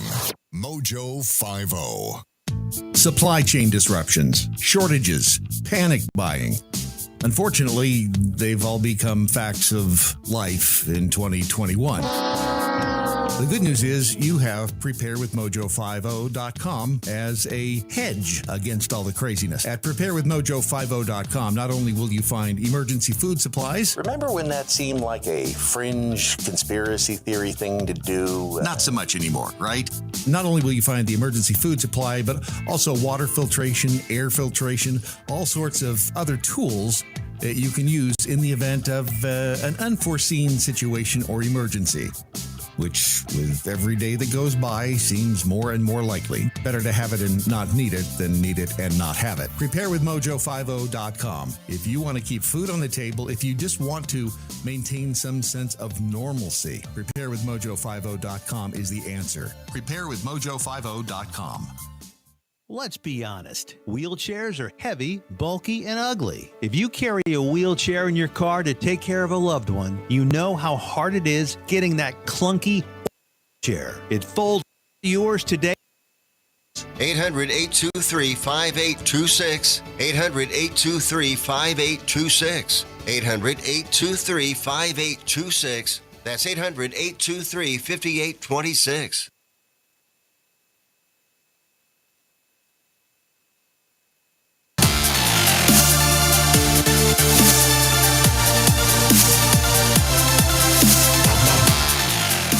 Welcome back to the breakdown. Thanks for staying with us. A lot of great interaction happening over in the chats. And again, I apologize if I haven't gotten back to you yet on this. All right. So for you and Bryan, you and Erica, I'm not seeing a lot here on the chat popping in on our stream area. And I can't jump back and forth. So if y'all see anything over there on Facebooks or the Twitters or the chats over there, feel free to throw that in there. We got a lot of activity as well over on the Crusader Stadium chat room as well. Kaiser said that if there were a Dollar General or Dollar Tree, they'd be stacking mobile homes on top of the store. Thank you. See, at least somebody sees my point of view. Right. Yeah. So it would be great, though, to hear Kaiser say that. You know, I'm going to goad him. I'm going to stop reading his comments, even though they're really, really good. Until I'm going to goad him into going over to. So, Aaron, just like you said, I don't know where some of these folks are commenting on. I'm following the YouTube and one of our Facebook. I think my Facebook feed, but looks like Curtis is in, and I'm trying to think of the other one. There was another person I saw in Paige here. was in there as well. So yeah. So I don't. It looks like a lot of people are commenting, but I tell you what, I'm enjoying Curtis. Curtis is hilarious. I don't know Curtis, but he's got some great comments. Awesome stuff there, folks. Yeah, and so let's do this. So Ocasio-Cortez here blasts Republicans for the vote to oust Ilhan Omar from committee. The New York Democrat accused Republicans of targeting women of color in their efforts to remove fellow progressive Representative Ilhan Omar of Minnesota from the Foreign Affairs panel. Let's go ahead and just listen to her passionate plea herself in her own words here, because nothing is better than a petulant crying child throwing a fit. Usually in these situations, you just let the petulant child get it out of their system, right? I don't know. Let's see what she has to say here. Thank you. Now,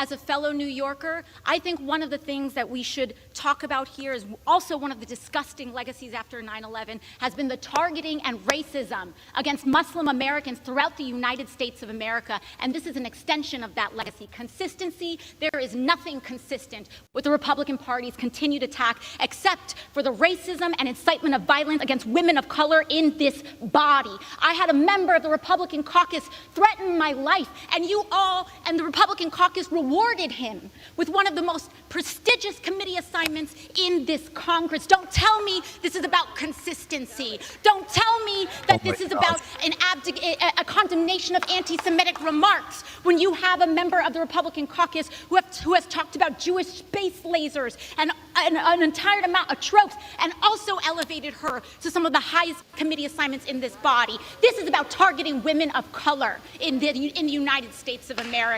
Don't tell me, because I didn't get a single apology. Why is she bouncing around like a... Oh God. I was getting ready to say no. the one thing that I thought of, Aaron, the whole time I was watching that video clip, the one thing I kept thinking of is if I turn the sound off, she is acting like a Pentecostal preacher. She kind of got into the whole and the bouncing and stuff. Exactly. Kind of Exactly. like the Ocasio-Cortez Hitler. You kind of, I mean, why not compare to Hitler? Everybody else compares people to Hitler. She's So disgusting. remind me of who the person was that threatened her life that they rewarded. Who was that? I have no idea, but it seems like if a threat was made, isn't that illegal? Yeah. Right. So maybe there wasn't actually a threat made, or that person would be arrested. Yeah, they're saying that not only was she's saying that he was rewarded with the most prestigious assignment in one of the committees. I mean, like I'm trying to figure out who the crap she's talking about because, I mean,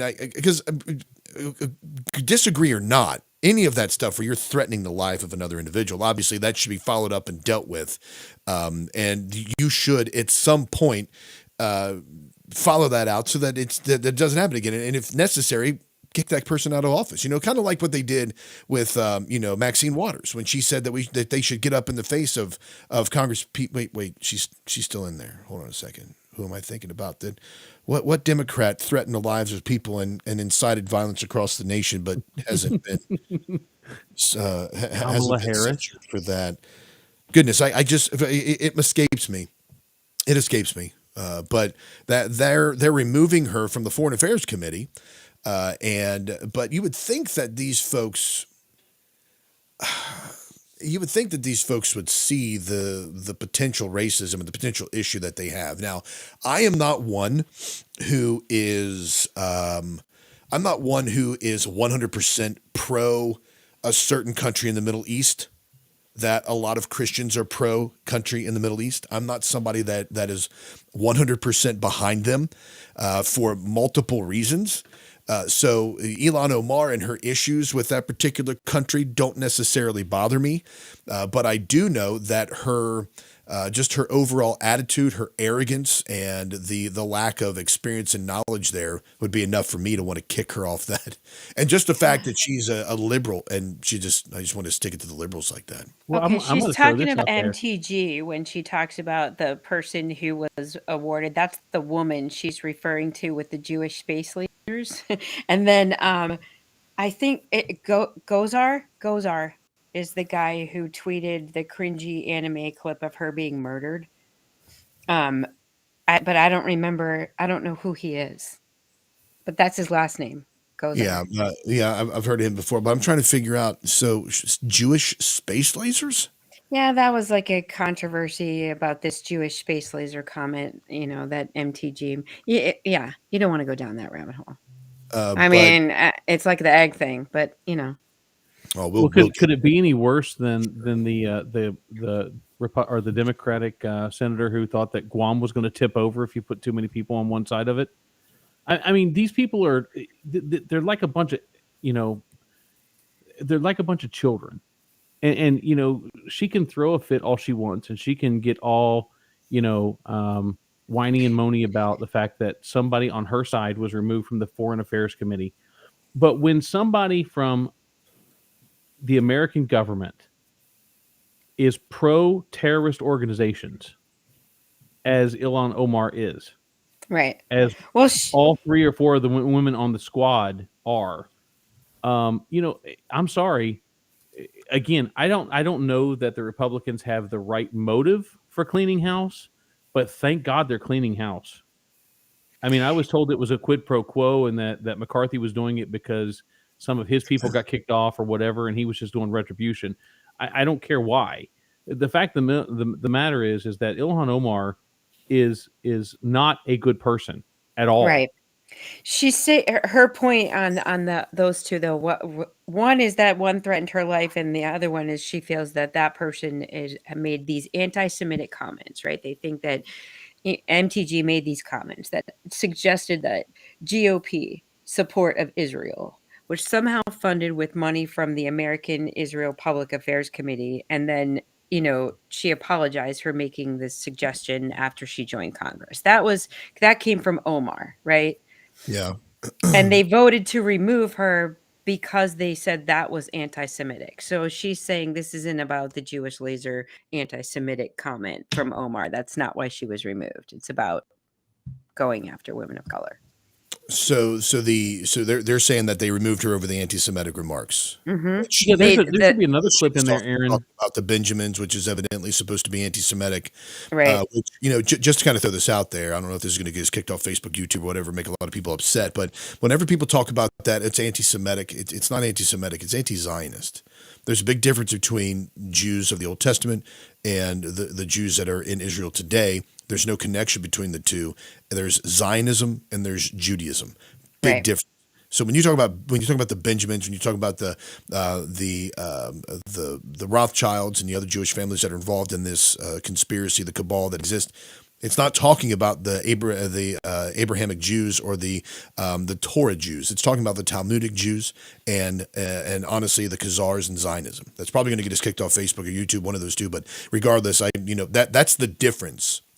You have to be very specific about, and that's where a lot of Christians also fall by the wayside because they don't really realize. They're thinking that when you're talking about that small sliver of land over in the Middle East right now, then that's exactly the land and exactly the people that God promised that to, but it's not. So that is my non-anti-Semitic, anti-Zionist rant. I will say that. No, that's very good. Yeah, but there was another, and Erica, correct me if I'm wrong, because I don't know when you use the name MTG, and I don't know who that is. I apologize. Marjorie Taylor Greene. I'm talking about Marjorie Taylor Greene. Okay, so there's another lady from New York who stood up, and she made comments that she had heard Omar make all kinds of anti-American rants and all kinds of anti-American sentiments. And then there's another link in there in the show prep, Aaron, where the squad responds, right? And you've got Talisha Rashid or whatever her name is, and she's actually crying because her sister Omar was removed from this position. I mean, this is this is to the point. No, it is hilarious. No, it's totally hilarious because these people are out there and they are showing their tail ends every time they open their mouth. They're constantly destroying. The American patriotism. They're constantly coming against. Aaron, what are you doing? Just trying to figure out how somebody can open their mouth and show their tail end. I mean, that's a pretty clear pathway. I was trying to be polite. I don't want to use dirty words. That's not nice. But anyways, they're showing their butts on every time they open their mouth because what they're saying is they're going against everything that America stands for. They're going against what the common, the common citizens want. She started out with this whole 9/11 thing. I'm sorry. When Omar made the comment, some people did something. Mm-hmm. I'm sorry. She just killed her political career right there. In my opinion. Some people did. Yeah, some people did something. It's called the Bushes and the criminal elements within the government. So, all right, folks. Now it's time for the wonderful segment everybody's been waiting for. You're teaching some bad theology. Your bad theology's annoying me. Oh, you're teaching some bad theology. Repentance is the only cure that you need. That's right. This is the segment of the program where we look at TikTok videos, news stories, YouTube videos, listener submissions, and whatever we find on the internet that is just really horrible and bad theology, which we've got us a nice one today.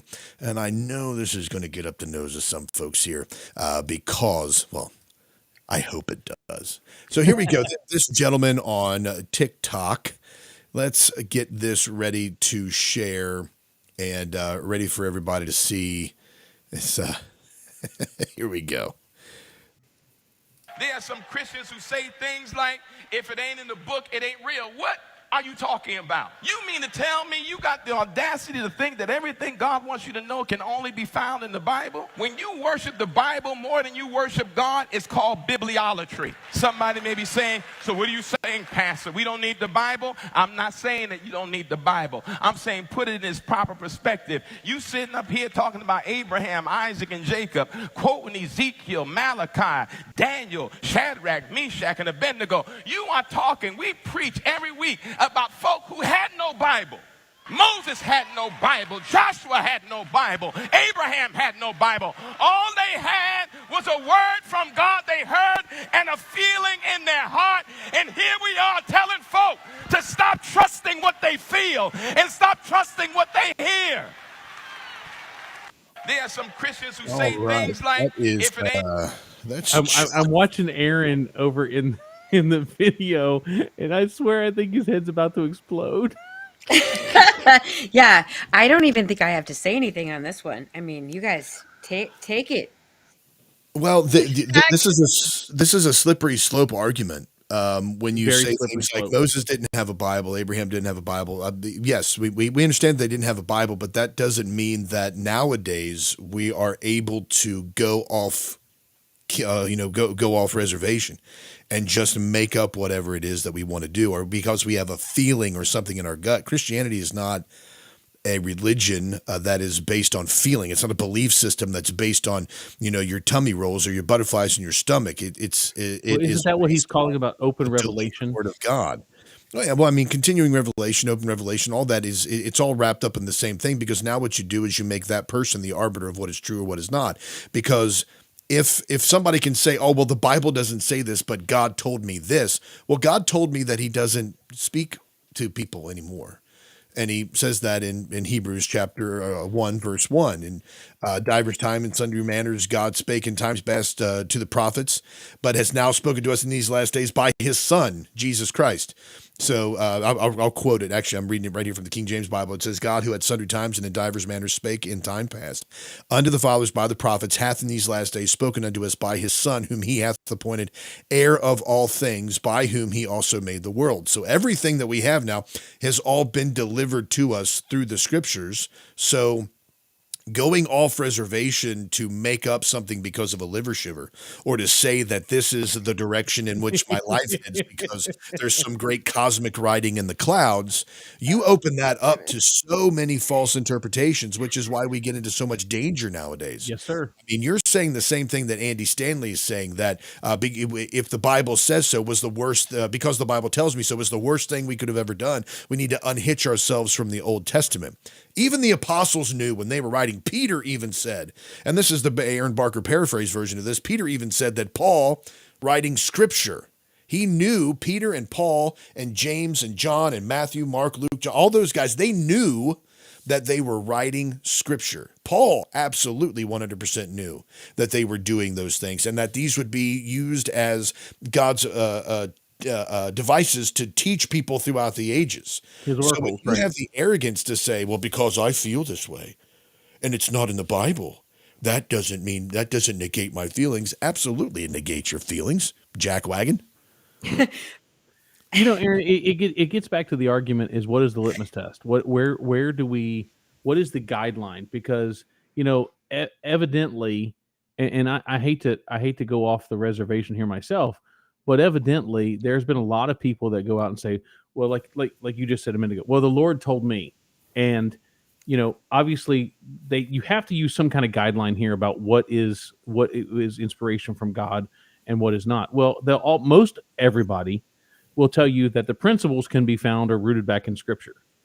Okay, so the principle, God didn't tell you to leave your husband, right? God didn't tell you to, go.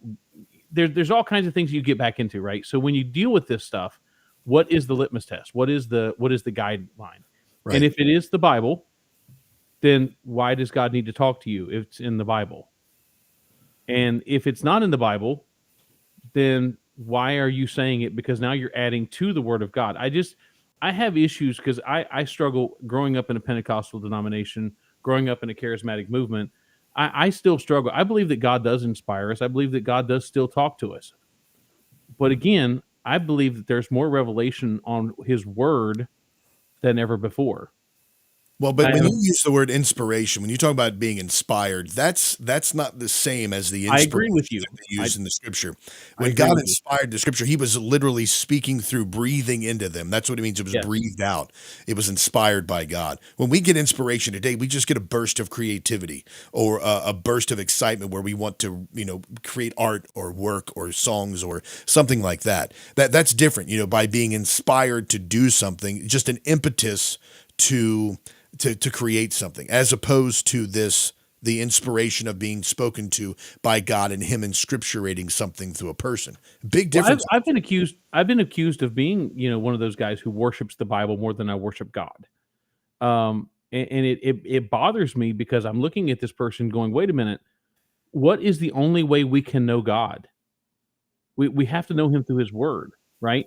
I saw a quote this week on, and I don't know who the author was, but it says to be spirit filled means to be word saturated. And I see a lot of people who struggle with, they have all the charismatic giftings, but they have very little scriptural understanding, or they have very little sound theology. And that bothers me personally. That's just my opinion. Absolutely. Well, you get off into a lot of dangerous territory. I've had people come to me and give me quoty fingers prophecies, telling me what I need to be doing, where I need to be going, what jobs I need to take, how I actively need to do or not do certain things. And it's all, interestingly enough, God's telling you of this about me. Why isn't God telling me this about me? So be careful of those folks who say that all you need is a feeling, because that is extremely dangerous to get off into that way. All right, now, real quick before we get into Whiskey Tango, which is coming up here in just a moment, they have right here, it says, no one can stay in the quietest room in the world for more than an hour. I guarantee a stay-at-home mom who homeschools could. I could spend an hour in the quietest room in the world. Yeah. Easy. I'd be begging for more. What are you talking Just about? an hour? I guarantee. Let's break the Yeah. world record right now. Right? I mean, So here's what it looks like. It's actually pretty cool looking. And I'm thinking, I see this, and the tech nerd inside of me, I'm like, oh my gosh, I want that as a studio. I thought the same thing. Yeah. It's like, here's what it looks like. Let me see here. Get this up. I don't have any That's tech what it nerd looks like right tendency. So Sound dampening to the nth degree. Yeah, I mean, look at that. All of those different the nooks and crannies and all of that there. It says in 2015, Microsoft built what is now the Guinness Book of World Records as the quietest place on the planet, known as the anechoic chamber at the company's headquarters in Redmond, Washington. Ultra-sensitive tests performed in 2015 gave an average background noise reading of negative 20.35 dBA. That's decibels A weighted, a measurement of the sound pressure level. Only very few people have been able to withstand being in the room for a very long period of time, at most an hour. After a few minutes, you'll already start to hear your own heartbeat. A few minutes after that, you can hear your own bones grinding and blood flowing. At the point of the anechoic chamber isn't that you will hear nothing, but that it will remove all other outside noise and allow you to hear the endless sounds of your own body. Oh my gosh! I don't hearing that. I don't know. That's wait. Okay, wait. So now I have I'm to admit, laying. I'm a little laying bit. there I would love like. to hear it. Now you're in the bell jar. Now you're in the bell jar. Now you're talking about if I'm in there and all it's so quiet that I can hear my own heartbeat, because in the normal world I don't notice the background noise that's there when I think it's quiet. And now you put me somewhere where it's quiet, I can hear myself breathing. And I don't know, it might be kind of pacifying. But I think after a while, biorhythmic feedback, yeah. But after a while, I think hearing your own heartbeat, if that's really how you can do it, I think you would. These think are it would start to drive you sound-absorbing crazy. material. They're anechoic. Well, that yeah, means I'm no echoes, thinking so here as all the well sounds are that absorbed. I have this constant To give ringing you in a my rough ears, idea, the Brownian and emotion. so I don't know if I would hear it or not. But I mean, yeah, it's just it's there. I'm always listening to like podcasts or something like that when I fall asleep. The ringing doesn't drive me crazy. No, but when it it's would in that super quiet- situation, because it would be amplified, like highly, highly amplified in that I situation. wonder. Yeah, that's a great Because point, because like that would Or drive me would crazy the, out loud. or would it? when you deprive one's sense of something, all of your other senses are amplified. Your brain makes up for it. It retrains itself to see it in a different way, right? So if now you're not deaf, but there is no sound, and in the absence of sound, the other senses are going to be amplified and that could Yeah, that'll mess you up. Definitely mess you up. All right, folks, listening to the breakdown right here. We're also simultaneously broadcasting at crusadechannel.com. The Crusade Channel, live radio the way it should be. And you can catch us on YouTube and over on Facebook as well with Mojo. Also, the show will be available immediately after as a podcast over at breakdradio.com. So if you missed any part of it or you just want to share the snot out of it, just head on over and do that as well. Schnot. Word of the day, people. Schnot. Snot. Yeah, that's German for snot. That's what it is. German mucus. All right, here we go now. We're heading into the last segment of the program for this week, so here we go.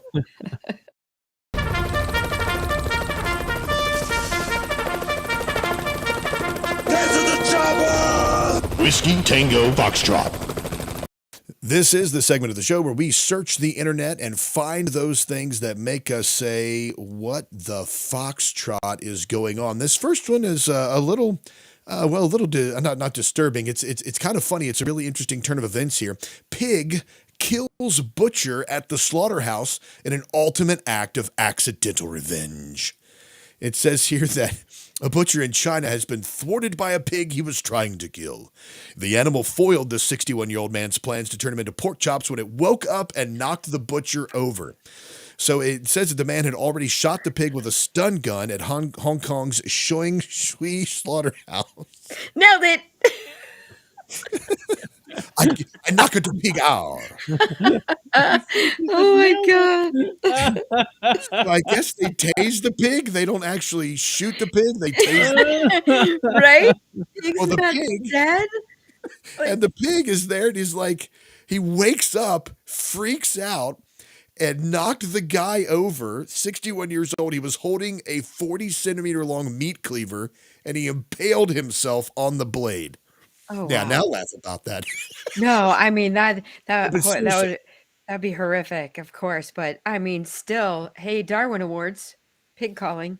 Yeah, but the weird thing is, it got him on the foot. It says, like like a huge gash on his foot, and then he was found unconscious, and he ended up passing away at the hospital.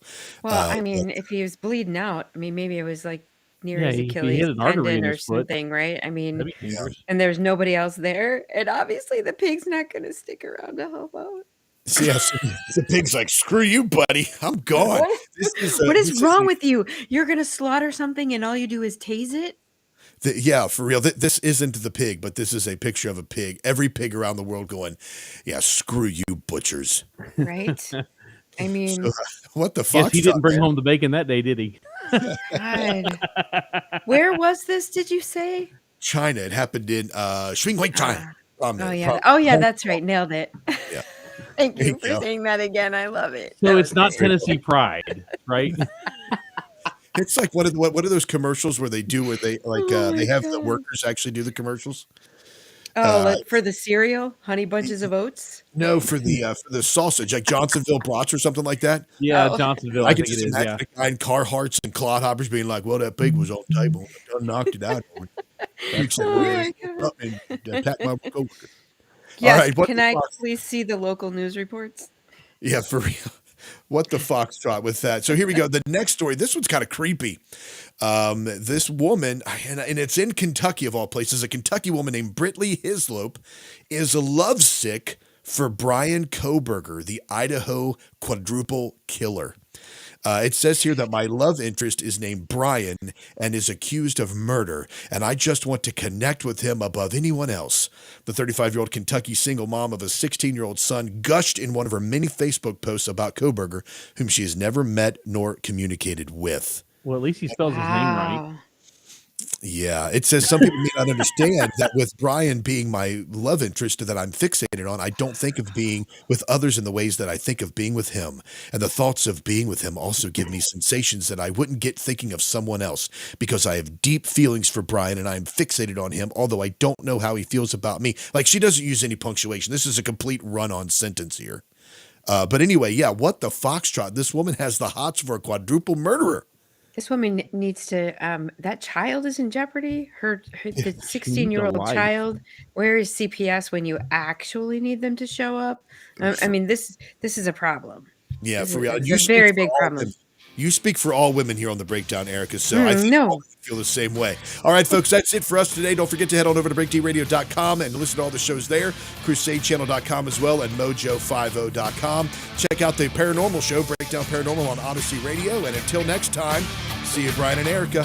Make Christ supremely valuable.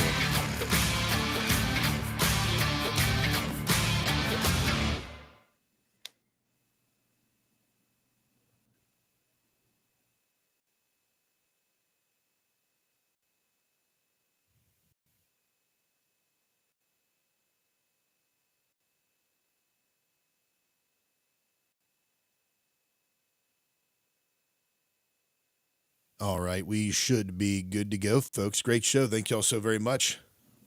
You have muted me. I did unmute you, though. Thank Did you unmute me?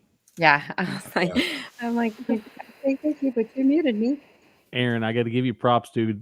Those transitions are so much smoother than what I mean. Every week they get better. That's awesome.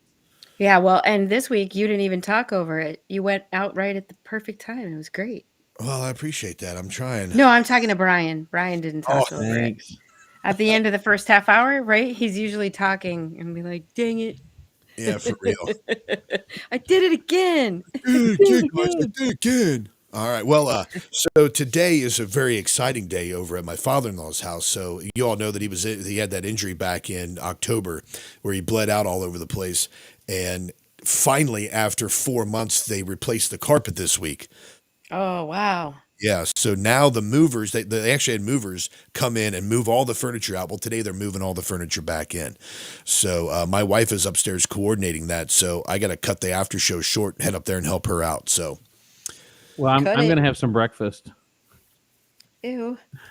Zebra cakes? I thought you were going to have some pork sausage, but make sure that hog is dead before you try to slaughter it. Yeah, I mean, all of my pork sausage and stuff is in the freezers. We're good. If it ain't dead, it ain't happy. I can't touch any of these comments. Are you serious? Wait, which comments are they on your page? I can't touch Brian's comments right now. I can't touch any of these comments. Zebra cakes, pork sausage. I mean, I can't touch any of these comments. Hey, look, if I'm not going to be able to ride the Mario Kart ride at Disney, I'm going to make sure I can't ride the Mario Kart ride at Disney. I'm telling you right now, I'm on Disney's side on this one. You know, nobody wants to get hurt on a ride. You hate fat people. Fat shamer. That's it. That's it. We got to short shame you. Yeah. Did you all see my image I put in the local chat, Aaron? No, I did not put it in there. Somebody sent me this the other day and I thought it was hilarious, but it's a trail cam where a guy spent, I think it was like $57 or something like that on an Ewok costume and $129 on a Chewbacca costume just so he could mess with his neighbor on the trail cam. I absolutely love this, right? That's not a waste of money at all, in my opinion. I bet I could even get my friends to contribute to it just to do it, and we would all take turns. That's amazing. I absolutely love so that do right that. there. Like, it's hilarious. That's worth every second of it. Don't kid yourself. I do Ring doorbell videos on my girlfriends all the time. Do you I don't really? even. Yeah, I don't even want to see them. We just go mess with their Ring doorbell video, and then we leave. I don't even knock on the door. That's hilarious. That's hilarious. All right, folks. So I got to cut it short here. I'm going to go ahead and end the stream over there. Say bye to everybody. Say bye, everybody. Bye, guys. Bye, y'all.